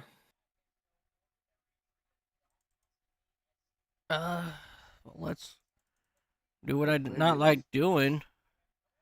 It was Kensley Smith, ladies and gentlemen. He just got down way too fast and just looped it around. Luckily, he did not hit anything, but he was able to get it in the right direction. And that's going to be very unfortunate there, as he spent 55 seconds down on pit road when everybody else is only down there for between 49 to 50 seconds. So his day just went to bad, as we're going to have to see how this all is going to shake out now. He kind of avoided disaster there, because when he locked up the brakes and spun the truck around the pit line there, he was going just shy of 70 miles an hour. So he may have done that realizing if he did not, he was going to get a speeding penalty, because I did not see a penalty get issued. And his pit road speed limit is 55, so that would have been a very hefty penalty for him to have to serve. Yeah, definitely. So that probably saved him, you know, from that pit road penalty of, what is it, like 35, 40 seconds, you know, for speeding on entry. And he only lost 5 seconds. So I'd rather take that 5-second penalty right there versus a 40-second penalty. Right on. Most definitely. That was very costly. I mean, it was costly enough to loop the truck around. He lost some time, but he didn't lose as much. As we are still here looking at Cody Benelli and Andrew Teft for your race lead. These guys are out to just about a 2-second gap now on Brandon Sanfilippo. And Brandon Honeycutt in that number 31 machine has worked his way up to that 5th spot. He's still quite some ways back, about 30 seconds back to your race leader. But he's doing a phenomenal job here. He pitted 4 laps later than your race leader. So he's right about where, I think he's right about where he's going to finish here at Auto Club as this race starts to wind down.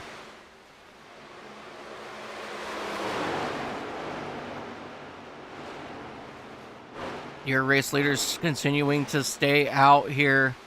Brandon Sanfilippo in that number 12 machine, he's coming down pit road now.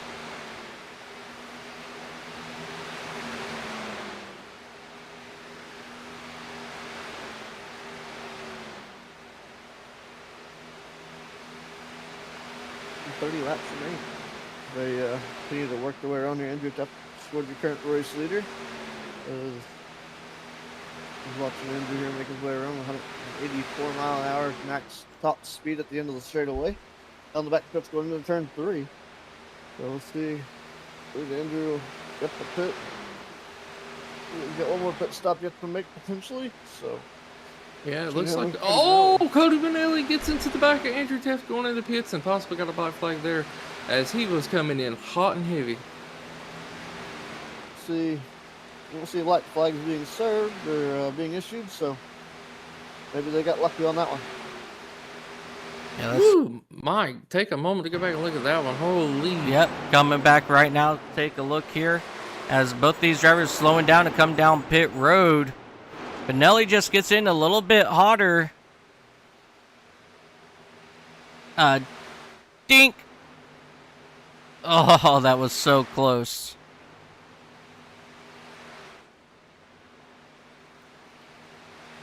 I don't know how he didn't get a black flag there, but holy cow. As that's going to put Alex Teft in the lead currently with an 8-second gap over the 31 on Honeycutt. Yeah, as of right now, Alex Gates, he is in front of that number 98 machine. As he's got the number 35 of Adam Squires, you know, all over the back bumper of him. And Andrew, oh, we have a caution. No. Our first caution of Cody Benelli. He is around. Yeah, it looks like Andrew Teft. Andrew involved in that as Teft. well. Yeah, Andrew Teft around as well. What in the world did we just witness here at Auto Club? Let's take a look here on the exit.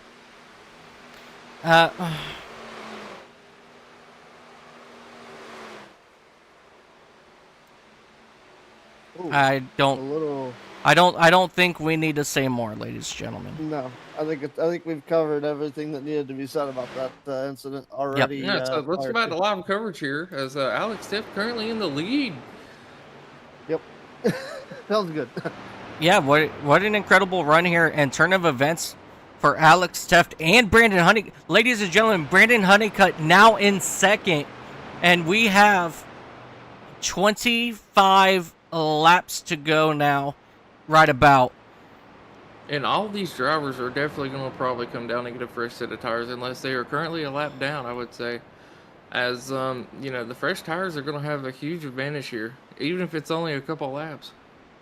Yeah, definitely. I mean, I understand like a couple of these drivers just came down pit road, but we've seen what 6-lap different tires can do for these drivers. Now, unfortunately, where some of the leaders haven't pit yet, some of these drivers are stuck a lap down, and they possibly will have to stay out to get a wave around. Yes, definitely going to be very interesting here to see what these drivers do.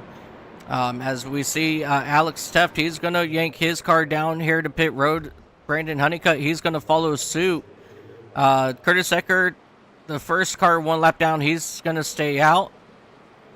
Alex Gates down the pit road. Brandon Sanfilippo, he is going to stay out.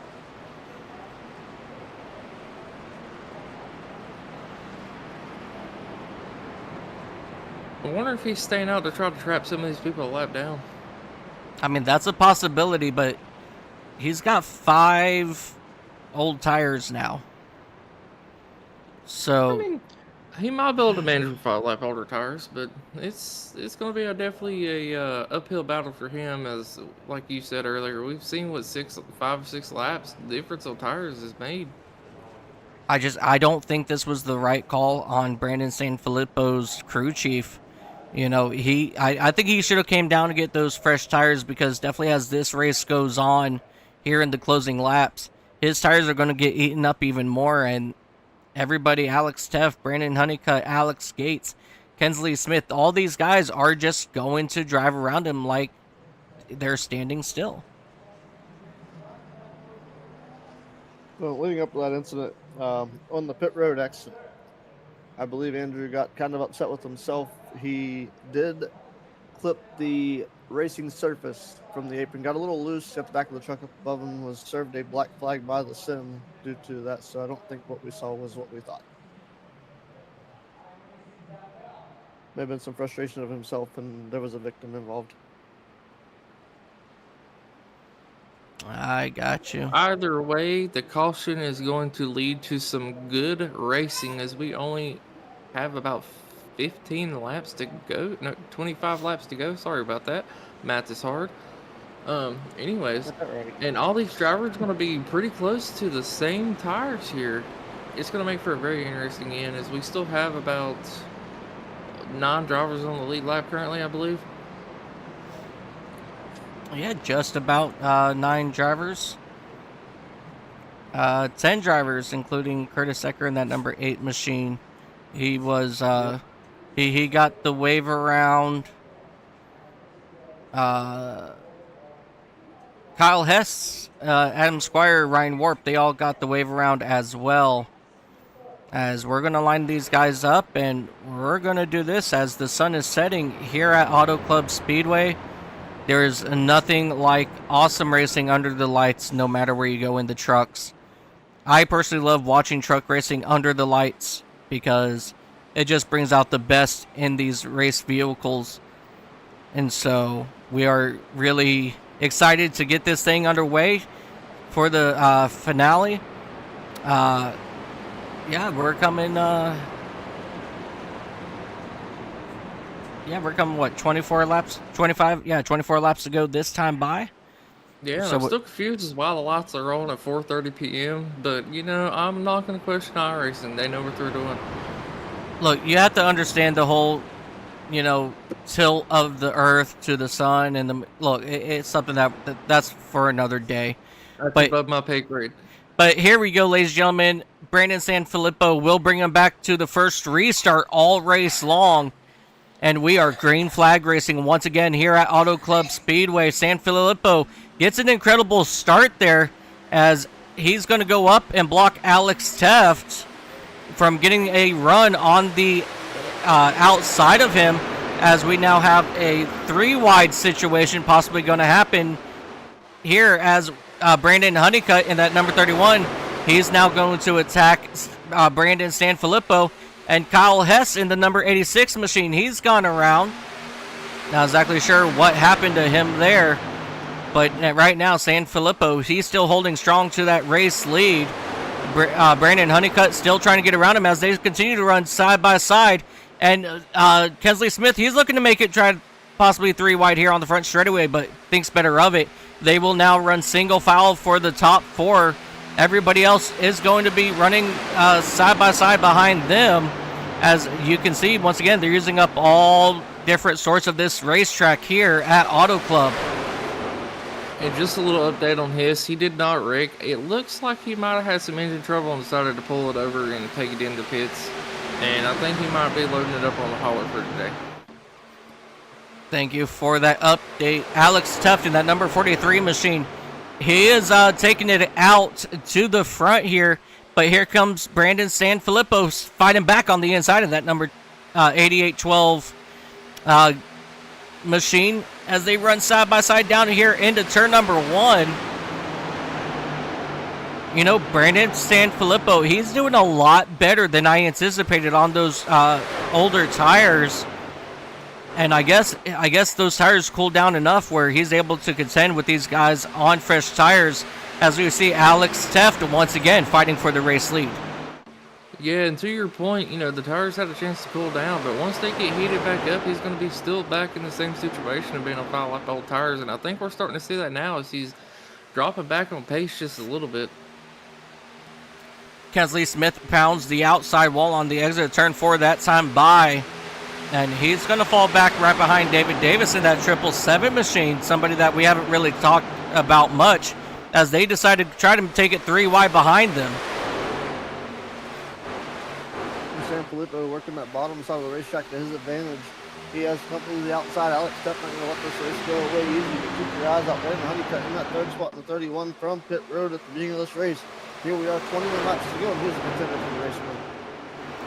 Yeah, I don't believe we're going to see these race trucks back down on pit road. So this is all for the marbles now, as we are under 20 laps to go. With this group that you see right now, who do you have your eyes set on?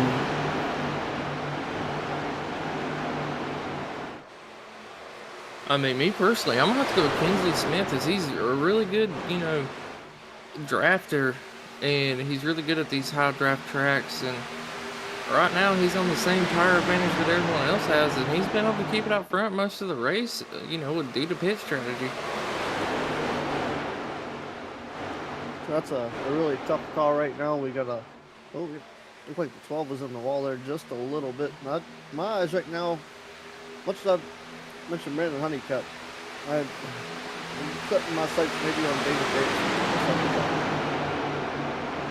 Yeah, David Davis, we have not really talked much about him in that number 777 machine, but he's out here knocking on the back bumper now of Alex Teft and running on the outside of Sanfilippo.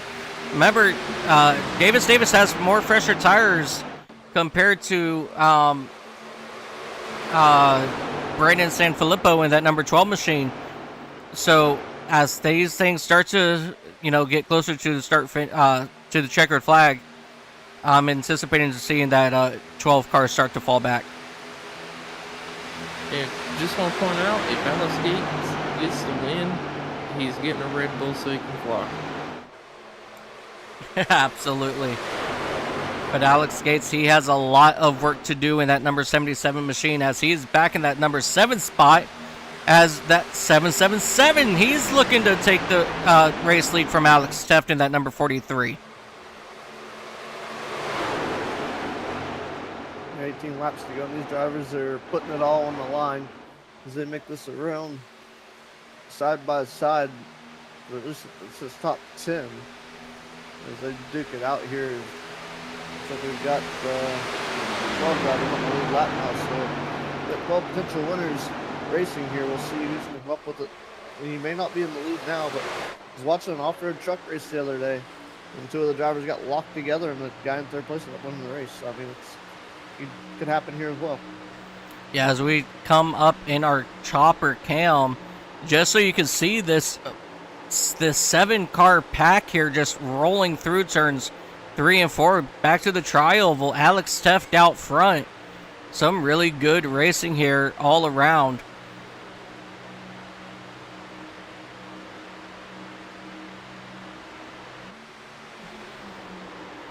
And let's go look at the back end now of Alex Teft in that number 43, as this is what he sees in his rear view mirror, ladies and gentlemen.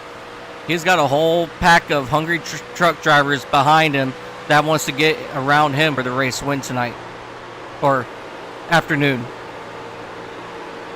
Yeah, and we're gonna call that the hornet's nest back there, as they're all battling each other as well as trying to get around him. And we're coming to 15 to go this time, and it's only going to get more aggressive as these laps will wind down, and these drivers are still side by side for fourth on back. That's the 777 taking a look on the inside of David Davis, trying to get around Alex Teff. It's just not able to make that inside stick. As you saw that Alex Teff pull away from him there out of turn number 2 this time by. Yeah, but Brandon and that 12 truck, a little bit on their tires, but still holding on strong to that P3 spot at the moment. Whoa! Kinsley Smith is trying to help David Davis get around him and himself as well. Lee Campbell in that number 60 machine, all sorts of sideways out of turn number 4, able to keep it facing straight. So, he's still holding strong back there in that 6th spot. So, don't count him out of this race just yet. Is it just me, or did Aker get a lap back and currently running P8 from 12th, working his way up through the field? Yes, he did. He got the wave around last time by. He does have a little bit older tires. Oh, no, he's on... Yeah, he got Lucky Dog and got a fresh set of stickers, and he's slowly working his way through this field. Yeah, look at that.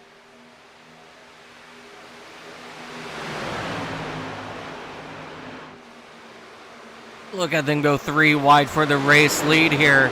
Alex Teff, David Davis, Brandon Sanfilippo, 3 wide out of turn 2. They will be 3 wide down the back straightaway. Okay, I thought they were 3 wide, but they were sure heck looking like it. Yeah, Teff able to get a really good run off the outside there, and going to opt to go down to the inside this time, as he's doing a really good job at controlling the pace of this race at the moment. A couple of people trying to take some shots on the inside, but I think they're going to have to try to let go around his outside here. Yeah, he's going to be very hard and defensive on passing on that outside. He likes that lane. He's going to try to keep the momentum as much as he can. He's got the apex working his advantage right now with 13 laps here. 12 to go as they cross the line next time by. So it's this race is not quite over. It used to be 11 to go next time by. That was a lot going on here, just trying to keep up with different things. Look at Kinsley Smith just push that 777 machine out in front of Brandon Sanfilippo the best he could, but David Davis wasn't able to make too much of it, but he will now clear that number 12 machine, and here comes Kinsley Smith to the outside. Yeah, and as these laps close down, do you think we're going to see some 4 wide racing on the closing laps here? As these drivers are really starting to use every inch of this track, trying to make any kind of a move and get any kind of a run they can to get up here towards our leader of Taft. Yeah, I mean, I would not count it out that we may see something, to that effect. Definitely possibly 3 wide. As Brandon Honeycutt, he's now trying to make his way around the 2 trucks in front of him. And as I say that, here comes Honeycutt. He's going to yank it all the way to the left. Or I'm sorry, to the left. Nope. He's going to stay right behind that number 12 machine of Brandon Sanfilippo. And they will continue to run side just 2 wide on the front stretch. Yeah, and there was a huge checkup on the outside line. And Kinsley Smith almost getting into the wall, and the people behind him jerking it down towards the bottom to avoid him. As you see him falling back into, about 7th place now? 6th place. Yep, 6th place at the moment, yes. That's... A big pull there up to the back of the 12 of Sanfilippo. As they go forward, looks like Honeycutt's now trying to sneak to the inside of the number 12 machine in the Palace 31. Maybe getting just a slight bump there. Great run for the 12 off top of the racetrack. Yep, David Davis getting into the wall there, getting a huge run off the corner and just not able to contain it, as these trucks are getting really loose as this track is going down at the moment. And look at that, the 12 truck trying to fight back for the lead on the inside there on the older tires at the moment, holding strong. Oh, Smith is around. Oh, caution is out. Second caution is out here at Auto Club. Unfortunately, it looks like it's going to be Kinsley Smith and that number 77 of Alex Gates. Both of these drivers, very unfortunate situation here for those drivers. Let's come back here, take a look, see what happened exactly. As they come out of turn number 2, Smith Whoop, I did that button again. I gotta quit doing that. As you see them coming out of turn 2, Smith just goes up the track, has to get off the gas, and that makes it so that number 50 or 60 machine of Lee Campbell get into the back of Smith, and then unfortunately, Alex Gates in that number 77 had absolutely nowhere to go, and that will bring both of those drivers around. And everybody else did a really good job at avoiding those two spinning vehicles. Man, what a story it would be if Mr. Ecker, sitting in that 6th spot in the number 8 truck, could overcome being a lap down and work his way through the field to get a win here, as he's currently sitting P6. He was sitting P12 at that last restart. If he can recopy what he did on that last restart and get 6 more positions or 5 more positions, he will be in first place. All right, guys, real quick. Tires or you stay out? I mean, after that long of a run, I'm definitely taking tires. I mean, the farthest sides back of I'm going to the drop is 12th. Maybe right sides, be my guess. All right, let's take a look. As you see, drivers starting to pull down on... Oh, we have quite a few drivers staying out. This is definitely a very interesting call. David Davis stays out. Lee Campbell in the 60 stays out. Curtis Ecker, he will stay out. Cody Benelli stays out. And let's see these pit times. If the pit times are right about 9 seconds, that's how you know that they are only getting 2 tires. Yeah, and I'm looking. I believe Dennis Conn is going to get lucky dog this time and get a lap back here. But these people that stayed out on close to 20 lap old tires are going to have a really hard run behind them, trying to get back up through the field. Yep, and it looks like everybody is taking 2 tires.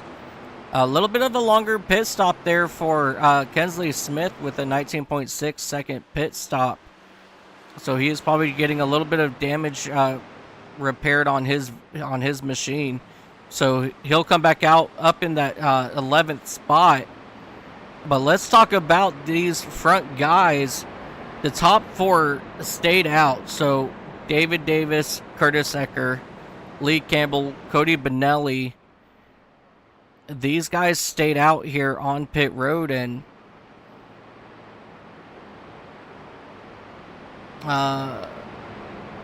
why is the 60 machine dropping back? Lee Campbell is given an EOL penalty for the wreck on lap 192. Ah, okay, so he will fall back to the end of the line. So, I mean, in that case, I guess...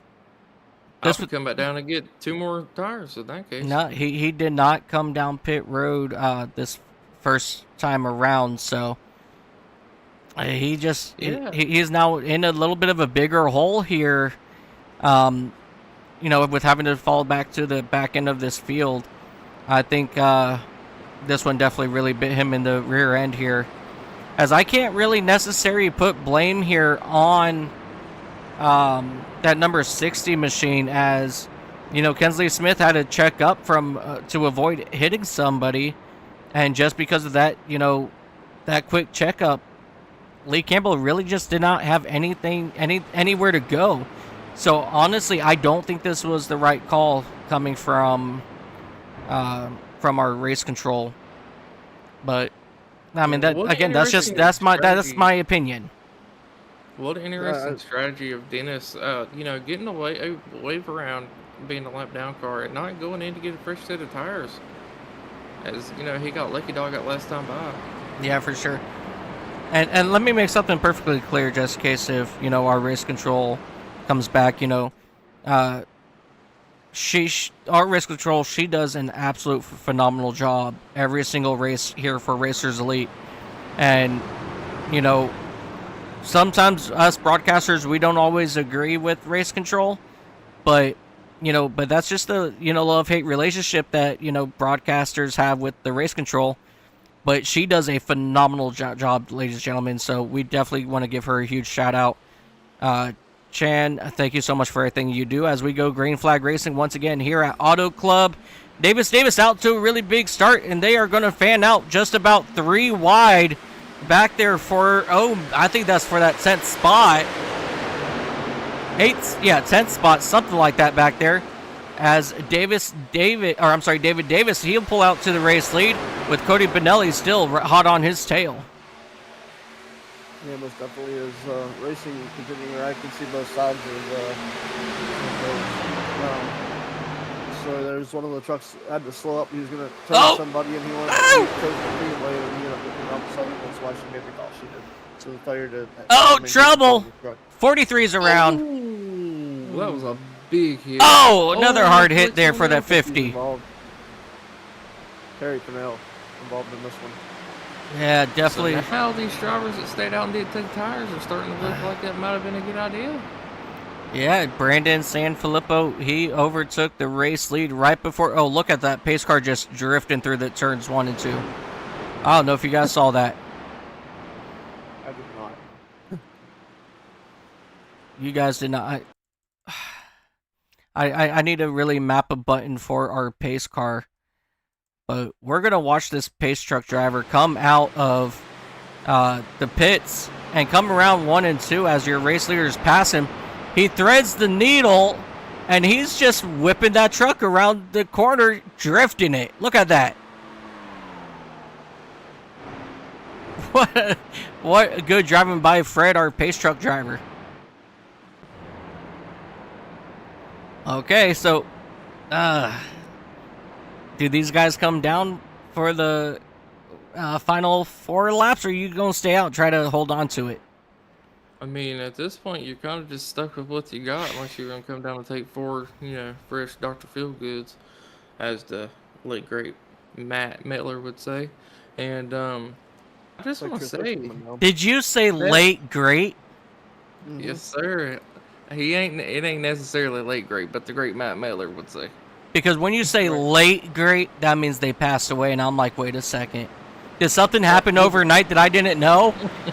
Yeah, Matt's Wi-Fi took a crap, and he can't get it done. That's an ongoing joke. I call Matt the Wi-Fi bandit, Wi-Fi hustler. I'm the Butterfinger bandit. He's the Wi-Fi hustler.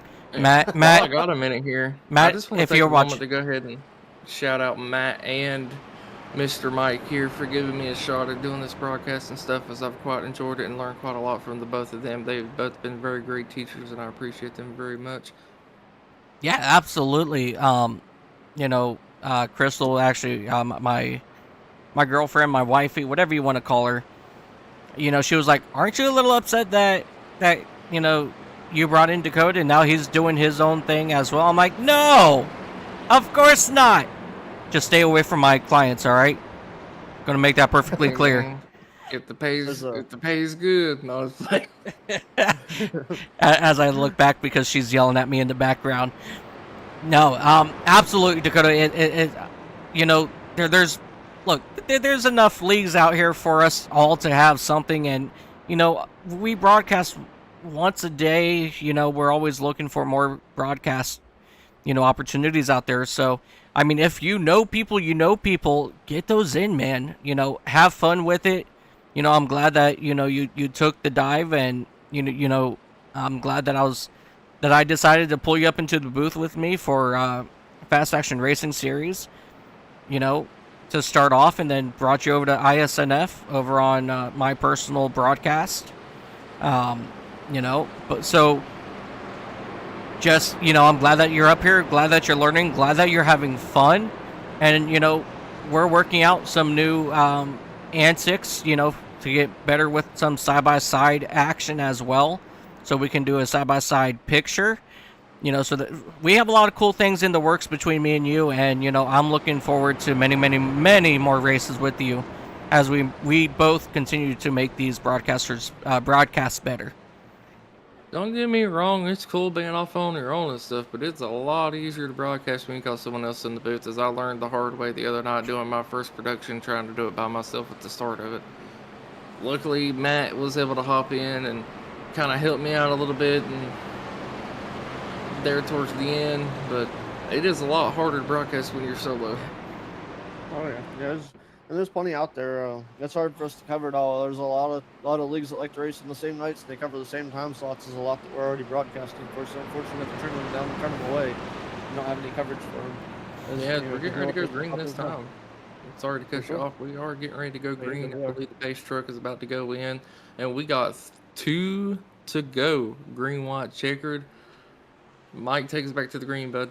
All right, ladies and gentlemen, here we go. Brandon Sanfilippo in that number 12 machine. He will get a good start here as we have the 2 laps to go this time by. David Davis on the inside of Cody. On the outside of Cody Benelli. But Davis, he's going to continue to drop back on these older tires. As you see, Brandon Honeycutt now trying to attack on these 2 race drivers as we'll go 3 wide down the back straightaway into turn number 3. As you see, Brandon Honeycutt trying to work his way now around that number 19. He will clear him in here into turn number 3. And David Davis, he will block that number 19 as we have 2 cars up in the wall. The 8 is around. Keep it straight. Caution is out. 1 lap to go. Wait. White flag, no caution. This is it. Brandon Sanfilippo in that number 12 machine. He is pulling away from Brandon Honeycutt. Oh, man, what a crazy... Oh, man, I don't even know how to call that. That was so close. But here comes David Davis now attacking on... Adam Squire in that number 35. He's attacking... David Davis as our race winner will be Brandon Sanfilippo in that number 12 machine, followed by Brandon Honeycutt. Adam Squires will sneak by David Davis for that 4th spot, and Truth Hoke will come home 5th. Yeah, what an ending to that race. Out of all the things I expected to happen, that was not going to be it. I was expecting there to be a wreck on the white flag, but not before we took it. And unfortunately, a couple of good drivers who were running well got involved in it. Yeah, it looked like for a split second, iRacing was going to call out that caution, but at the end, they decided to go ahead and throw that white flag. And let's go ahead and go back, take a look, see what happened here on the exit of turn number 4 with 1 coming to the white flag.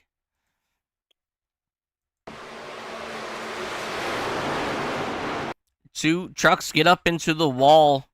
And then the number 8 of Curtis Ecker, he goes up and he pinches that Monster Energy number 45 up against the wall. That turns him sideways. What an incredible move there by that number 15 machine. But unfortunately, excuse me, it looks like he comes down. Everybody's all good and clear here.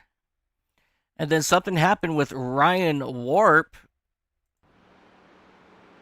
as he starts pulling away here. Not much he can do there as he will pull off to the side here. But man, what a crazy way to end this race, ladies and gentlemen. Again, your race winner driver, that number 12 machine of Brandon Sanfilippo, as he is burning it down. And let's one more time look at who is on the front of his vehicle. It's going to be Lance Corporal David Lee Espinoza. Welcome to Victory Lane here at Auto Club, Lance Corporal David. And we are glad to have all these servicemen and women on the front of these race cars, and that we are able to honor each and every single one of them here today. As you see the that 77 of Alex Gates doing a burnout right there with that number 12. Oh, Brandon Sanfilippo has blew his engine, and I guess Alex is going to go until he blows his too.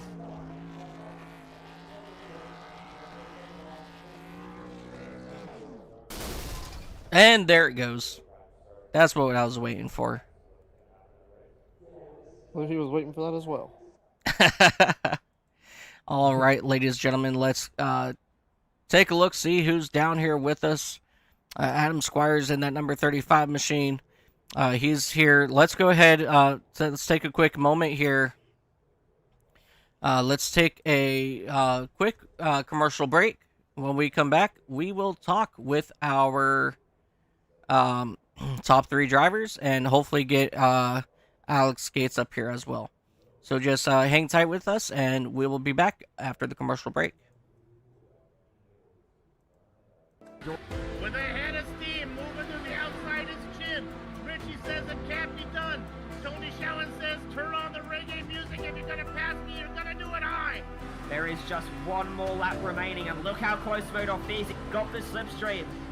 There we go. 2 laps to settle it in the Blue Evening Firecracker 400. Whatever you got to give it now. Back to green we go. On the final lap, side by side, they still run wheel to wheel. Now, through the snake, the S as we go. Quoro edges ahead. Modoff is still there.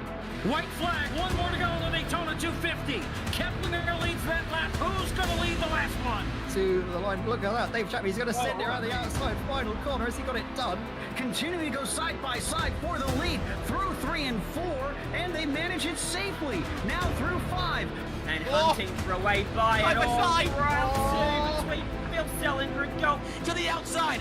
White flag is out side by side. They make contact in turn number 1. Ooh, gets onto the grass now, down to the inside. Andy T, a little bit of a wiggle and the perfect crossover there from Polly Parton to defend the position. Andy T totally sideways. They're still sideways going into Siberia. And getting ready to cross. He goes around the outside, but it's not enough. Eden's up the racetrack. Car broke down the track. A photo finish. James Eden wins it. It's still far abreast into the braking zone. This is sensational racing. And here comes Bowden. It's going to be a drag race to the end. That's side by side. Who gets it? Williams tries to cover him off, but once again, pulling the over-under. Daniel Morad is going to win with a last quarter pass. Newsom's coming up from there. By the corner, it's going to be pinned. Oliver is going to come back at him. It's going to be a race to the line. Does he have enough? Down to it. And a wrecking in 3. Here comes Michael Cozy Jr. Michael Cozy Jr.'s got the lead. He looks to the inside.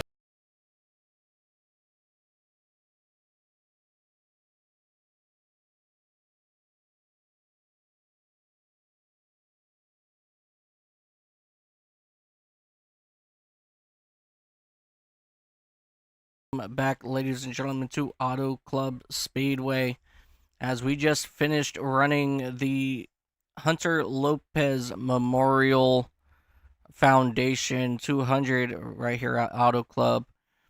What an incredible race that we saw. Green flag racing all around. And let's go ahead and pull up our third place driver of that number 35 machine of Adam Squires. Adam, this is Mike, Ronald, and Dakota up in the booth. You got a copy? Got a copy. How you doing? Doing pretty good, sir.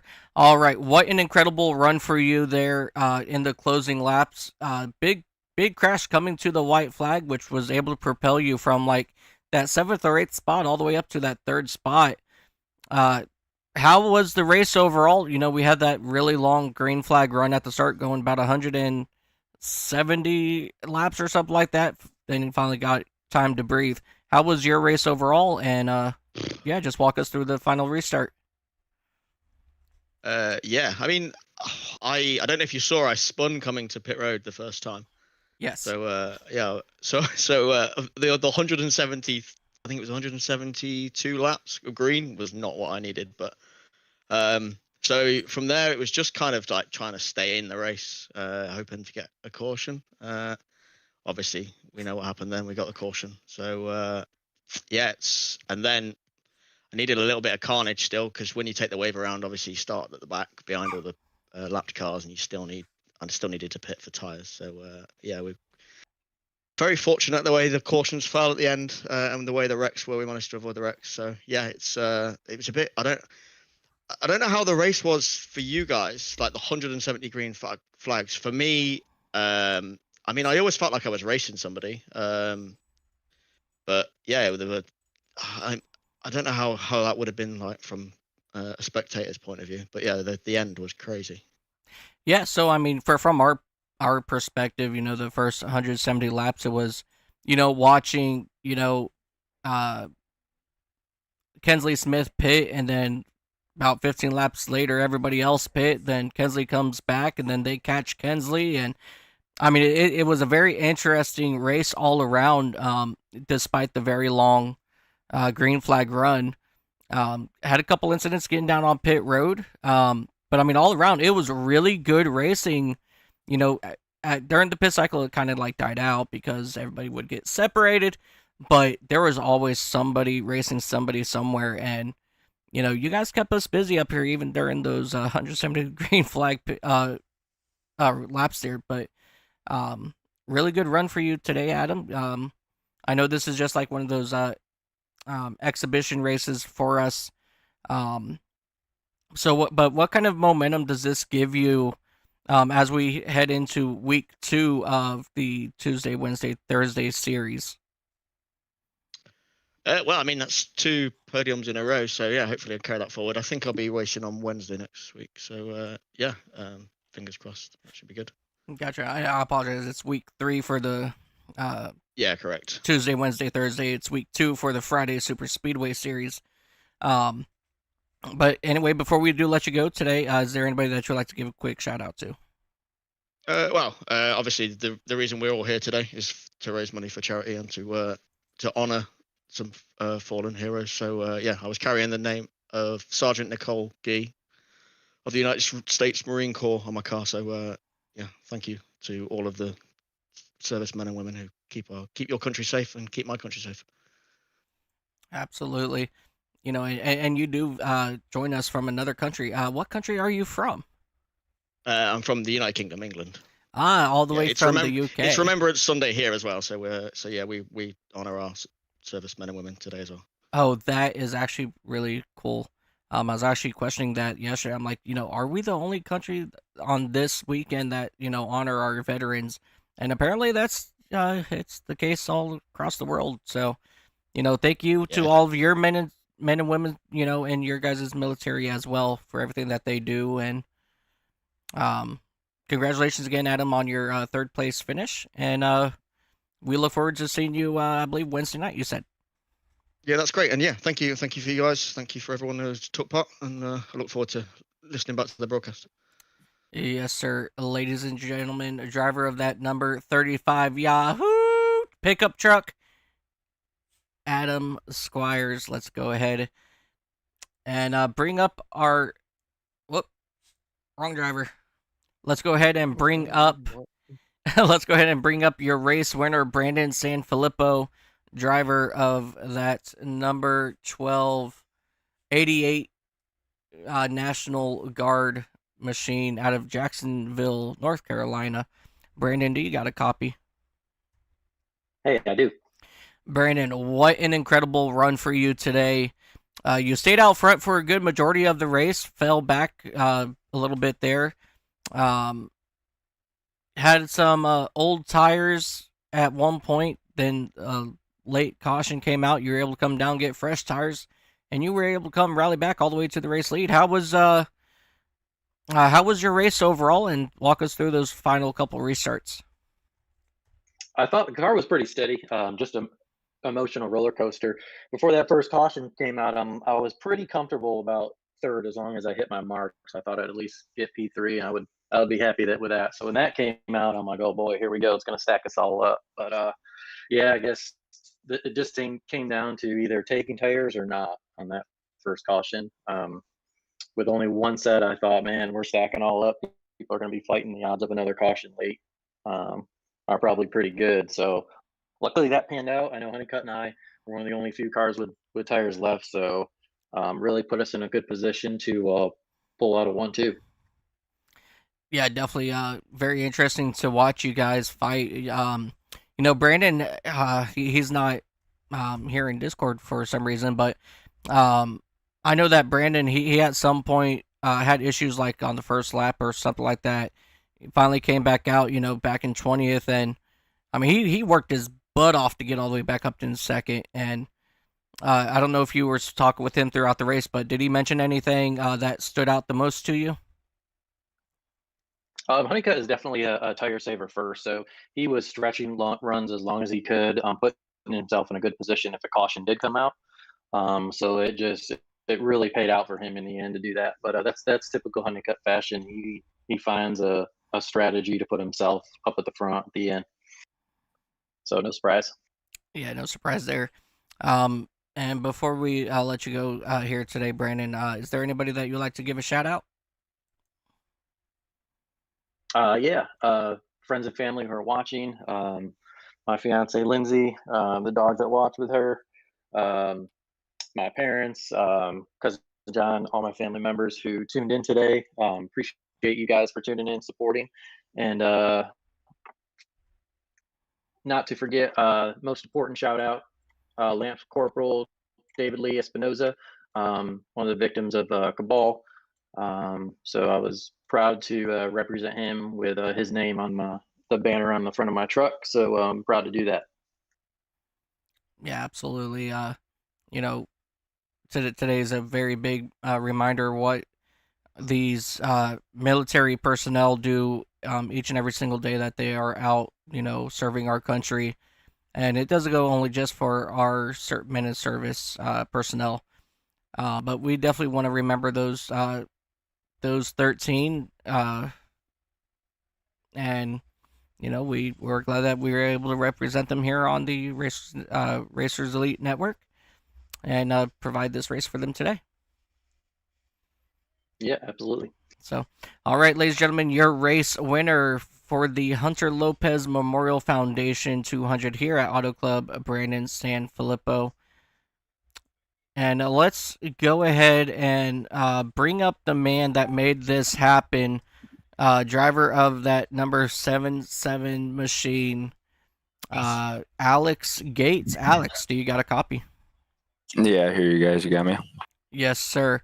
Alex, you came home sixth. You were up front, had issues late in the race.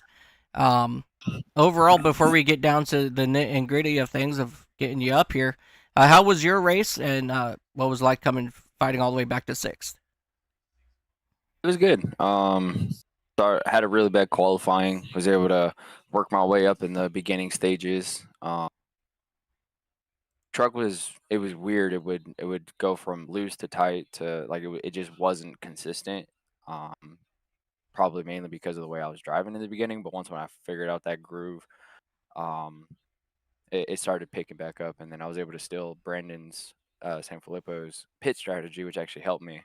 So I did not want to see that final caution come out because it would have probably shaken things up. So I probably would have been able to at least walk away with the top three. But it is what it is. So Yeah, that was definitely a very interesting call when you came down with Brandon, I think it was, or Kensley. I don't remember who it was, but you got back on the same cycle as them. I'm like, well, this is new. So I was very excited to see what you could do here at the end of this race. But congratulations, man, on your sixth place. And let's go ahead and break it down here to the nitty gritty about the Hunter Lopez Memorial Foundation and Mission 22 charity race here at Auto Club. What brought you to want to bring this event together for us? well, so originally I wanted to do the race on the actual anniversary of the bombing. Hunter Lopez was actually one of my first mentors with my first unit that I was with at Fleet Anti-Terrorism Security Team out there in Chesapeake, Virginia, or I'm sorry, Yorktown, Virginia. Um, so he taught me a lot, and he actually he was my mentor for a while, and as well as a lot of my peers that went about the Marine Corps and are doing great things. Um, and so originally I wanted to do it back then on the anniversary, but due to time and stuff, wasn't able to. So I figured, why not do it the day before the Marine Corps birthday? On Monday is the Marine Corps' 250th birthday, so it's a big milestone that everybody's been celebrating around the Marine Corps. Both present and past Marines are celebrating. I got all of my buddies upstairs in the room with me. I got Mr. Daniel Hewitt, who was keeping you guys laughing in the booth. My buddy Tommy, and then my dad Roger, who's actually downstairs right now, but so we're all out here drinking and just celebrating. But I wanted to do this race in honor of Hunter and the other 12, just to kind of they'll never leave unless we let them. So if we keep their memory alive and celebrate them and what the uniform means to everybody, it'll always be there. Wow. Okay. Yeah. So I didn't know how much of a close connection you had with one of the members. So it sounds like Hunter Lopez. He was a not only a mentor, but it sounds like a good friend as well. Helping you in your military uh, style as well. And you know, when I first found out about these about what happened, um, my heart like absolutely sank. Like why? Like I mean, even to this day, I'm still wondering why are we still losing men and women, all across the board. And it's like when I heard about this, my heart just sank, and I ain't gonna lie, man, I cried. And like I don't even know any of those 13 members, but I cried because like just why did it have to happen? Yeah, it's one of those horrible things that nobody will ever really be able to understand why it happens.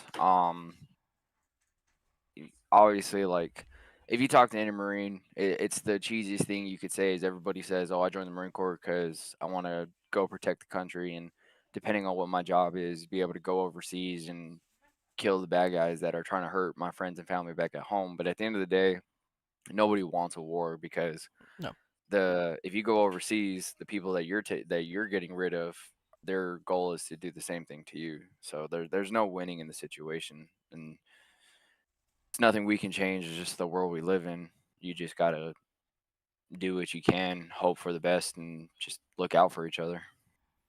Yeah, that's absolutely true. And unfortunately, war has just been a part of our lives. Leading all the way back to, geez, I don't know, back to the Roman times, way back when. Like it's something that's always been around, and it's still obviously it's something that's still around today. And it's like when will we stop and take a moment and go, why are we doing this? And it's just one of those things that that we have to remember when we say we'll see you when you return home to our loved ones that do go overseas. And even here in the states, I know we've had some issues over at a couple bases. So it's something that you always have to do. Just make sure you give your loved one a hug and a kiss goodbye, and tell them we'll see you when you get back home. Because unfortunately, when it comes to the military, it's the moment you step out that front door, anything can happen. That's On top of that, not to interrupt, sorry guys, but a little update here from the Racers Elite League. Total raised today, 215.26 was $215.26 raised for both for total for the foundations, and Mission 22 has received $107.63, as well as the Hunter Lopez Memorial Foundation is another $107.63. So I want to thank everybody that was able to put forth to do that as well. Yeah, that's awesome. I really appreciate. I mean, I just had the idea, Andrew, and that there was a lot of people that went into it. I got to thank you guys for taking your time and broadcasting the race. You guys did phenomenal. All my buddies were chuckling like little kindergartners while I was doing the race. So, and then Yeah. like I got to give a huge shout out to Andrew and Racers Elite for helping me put the race together. And um, actually, like I just used Racers Elite's leagues and everything like that. So like Andrew had a huge factor into it. And I'm beyond grateful for it. Got to give a huge shout out to Hensley Smith. He's the one that designed the banners for all the trucks that we were racing. They came out perfect, and it just couldn't be any happier with the group that helped me with this. Yeah, definitely. Big shout out to Kensley Smith. Those banners look absolutely beautiful on those race trucks. Um, and just a phenomenal job all around. Those donations. Ladies and gentlemen, the donation is still up there on your screen right now. Even if you are watching this, after this broadcast ends, you guys hit up those QR codes up in the corner. Continue to donate. You continue to help. Both of those foundations all around. To let these soldiers know they're not alone. We've got your back, and reach out if you need somebody. We are here for you. We love you. So and thank you to everybody that donated. That's big. $107 just for the Hunter Lopez Memorial Fundraiser or Foundation. That's a big help, and we appreciate everything. And there was it was 200 and something all together. We split it up between two different foundations, and it's very appreciated. But if I could take a minute to lighten the mood for just a second, I do appreciate, everything you've done, Alex. But I do have a couple questions for you because, I was hearing some things in the chat about you gave a blind man some eyes, and now he can see.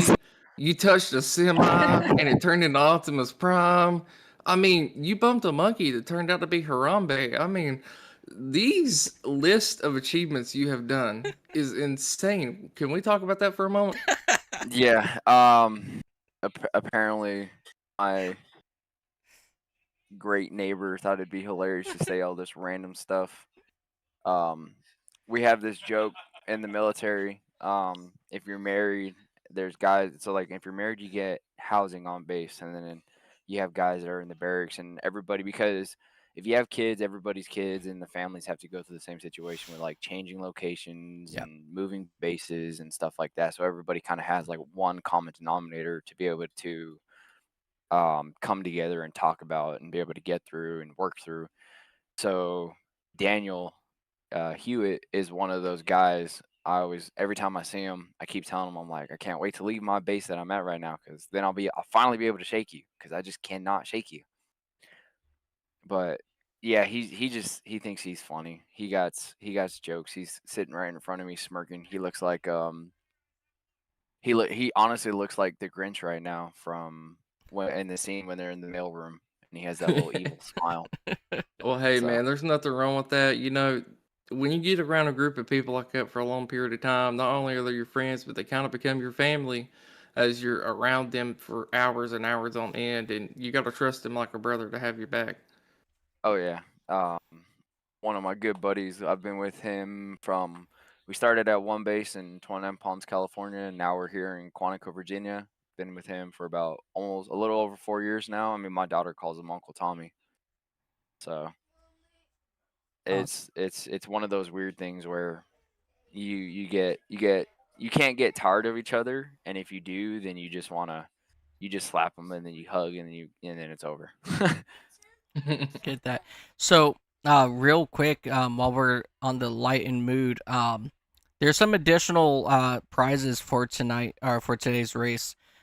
There's a Marine Corps 250th challenge coin, a Hunter Lopez shirt, sweater, or hoodie, the winner's choice. A registration fee waiver for their entry into the 2026 Sunday Premiere Series, and then one free car truck paint by KS Designs. And as we've been going through, I've been kind of watching it here. So far, the winner of the paint is going to be that number 12 machine of Brandon Sanfilippo. The coin, the 250th Marine Corps Challenge coin, is going to that number 15 machine of Kensley Smith. Sir, I don't think that's the numbers. I think that's their finishing order. So that would go to Terry Fennell for the paint and the number 50. Oh, okay. Yeah, so the winner, if I'm not mistaken, the winner got, unless Andrew already did the wheel spin. So paint is going to Terry Fennell, the 50 car. Oh, okay, I see. Hold on, I'm looking it up right now. The next the one next went two to the spins. 15th finisher. Yeah, one Hmm. went to the car who Alex. finished 15th, as well as the car who finished 19th. Yep, I- Alex Barry was the Nelson. point. So Oh, I appreciate that, guys. I appreciate that. Yeah, so I believe Alex Teth finished 15th, and yeah, as he said, Barry Nelson will be finishing 19th, getting a second prize there, as they still got one more to go. yeah, we were trying to come up with some ideas for everybody. Like, I mean, everybody that participated in this race. If I could, I would love to give them something, some type of memorabilia, but obviously that's not possible. um Maybe but just some. I just wanted a little something, so that way at least somebody got to get a chance out of it. And like, I just wanted to share how important this race was and the meaning behind it with everybody as much as I could. And I'm glad with how many people showed up for the race. Can't Racers Elite is the first league that I joined, and ever since then I don't plan to leave anytime soon. So it's a great group of guys. Absolutely. And next up on the list is going to be Kyle Hess, who finished 17th. He is going to get. Oh, and I just want to point out, there was 2 shirts or sweatshirts to give away for that Yeah, one. so So he's either going to get a shirt or a sweatshirt here. yeah, Yeah, so they get to choose. So if they want the shirt or a sweatshirt, that's so that awesome. way it's like if somebody wanted a shirt but they're only stuck with the sweatshirt versus vice versa, so they get to choose if they would want the shirt or the sweatshirt. But Alex, I will say I appreciate you very much for putting this on. It's like, Mike was saying earlier, not only for the people that was lost in that incident, but the entire, you know, Army, Navy, Air Force, and Marines. I mean, it's a big help that a lot of people don't realize is there's a lot of veterans that could definitely use the help at the moment, and a lot of people that are in situations they probably shouldn't be. Yeah, I appreciate you guys for taking your time and hosting the race. Hopefully, my hoodlums of friends made you guys chuckle while you were up there in the broadcast Oh booth. yeah. So. Oh yeah. It's Most definitely. some of the stuff was absolutely just crazy. So doing a quick rundown here, Terry Fennell, he got the paint. Alex Teft, he got the coin. Barry Nelson and Kyle Hess both got either a shirt or a sweatshirt of their choosing. So definitely a really good congratulations to them. And we got one more coming up, and this is for the free entry into the Premier Series that's taking place in 2026 for Sunday, and it's going to go to David Davis in that 777 machine. So David Davis gets a free entry into that Sunday Premier Series. Congratulations to all of our winners there. Big congratulations to Brandon Sanfilippo in that number 12 machine. Before we head out today, Alex, do you have any final things that you would like to say, give a shout out, and before we end out the broadcast today? Yeah, the last little couple of shout outs that I was missing. Want to give my wife and daughter a shout out for letting me do this race. All of my other friends that I hadn't mentioned that are watching on the YouTube channel that support what it was that the reason behind the race. All my buddies that served with me while Hunter Lopez was in charge of us. Yeah, so and then got to give you guys and Andrew another shout out for doing hosting and putting this race on for us.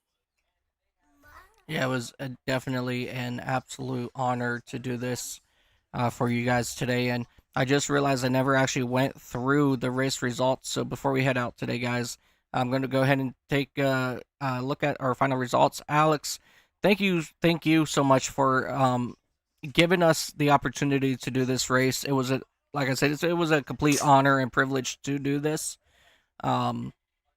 hopefully we can start making this a yearly thing. I would definitely love to do something like this again with you. And yeah, so we're looking for a really good time here. Yeah, I appreciate it, guys. Yeah, hopefully we could make this a yearly thing. Maybe do something special every year between the Marine Corps birthday and the Hunter Lopez Memorial and the 13 or the 12 that we lost with him. And before I do let you go, Alex, for these races, I get $20 to broadcast this stuff, but I'm gonna go ahead and tell Andrew to send that $20 over to the Hunter Lopez Foundation as well. Oh, well, I really appreciate it. So I'm more than happy to take that hit. If he already sent it to me, I'm going to send it right back to him, or I'm just going to go make that donation myself right on the website. So I'm going to send that $20 over to the Hunter Lopez Foundation. But so anyway, I'm not going to take up your time, any more of your time today, Alex. Thank you so much for everything that you do here. Thank you for serving our wonderful nation, and give your buddies hugs from us and tell them thank you for their service as well. Yes, sir. Thank you, guys. Y'all have a good one. You as well. You as well. All right, ladies and gentlemen, let's go ahead and take a look now at our finishing order here before we head out today.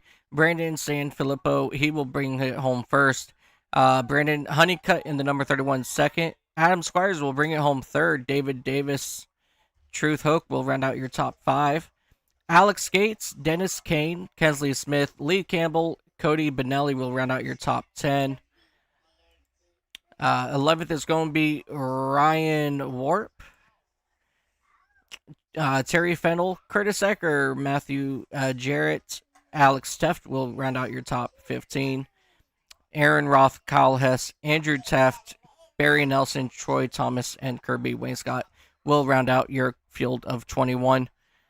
Final thoughts today, Dakota, before we get out of here? I mean, I thought that was a very good race. It's for a good cause. And I mean, 2 cautions for 200 laps is not bad at all. Anything you'd like to add there, Ronald? Oh, no, just goes to show we had a lot of great drivers and a lot of great talent up front. They put on one heck of a show and come down to the wire. Last lap, even iRacing didn't know exactly how to handle the way that the race was going to finish. Yeah, definitely unsure of how they wanted to finish it. That was definitely wild. Thank you so much to you both for coming up here doing this with us today. We definitely really appreciate you. And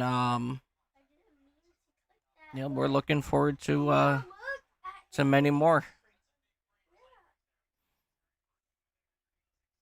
And with that being said, ladies and gentlemen, again, thank you guys so much for joining us right here on Racers Elite Network for the Hunter Lopez Memorial Foundation and Mission 22 200 lap race here at Auto Club. And until then, ladies and gentlemen, thank you guys so much for the donations. And as always, ladies and gentlemen, we will see you guys tomorrow for the something going on Monday. Not sure what, but we'll probably be back here tomorrow, and we'll see you then. All right. Thank you guys so much, and we will see you guys next time. Happy time zones.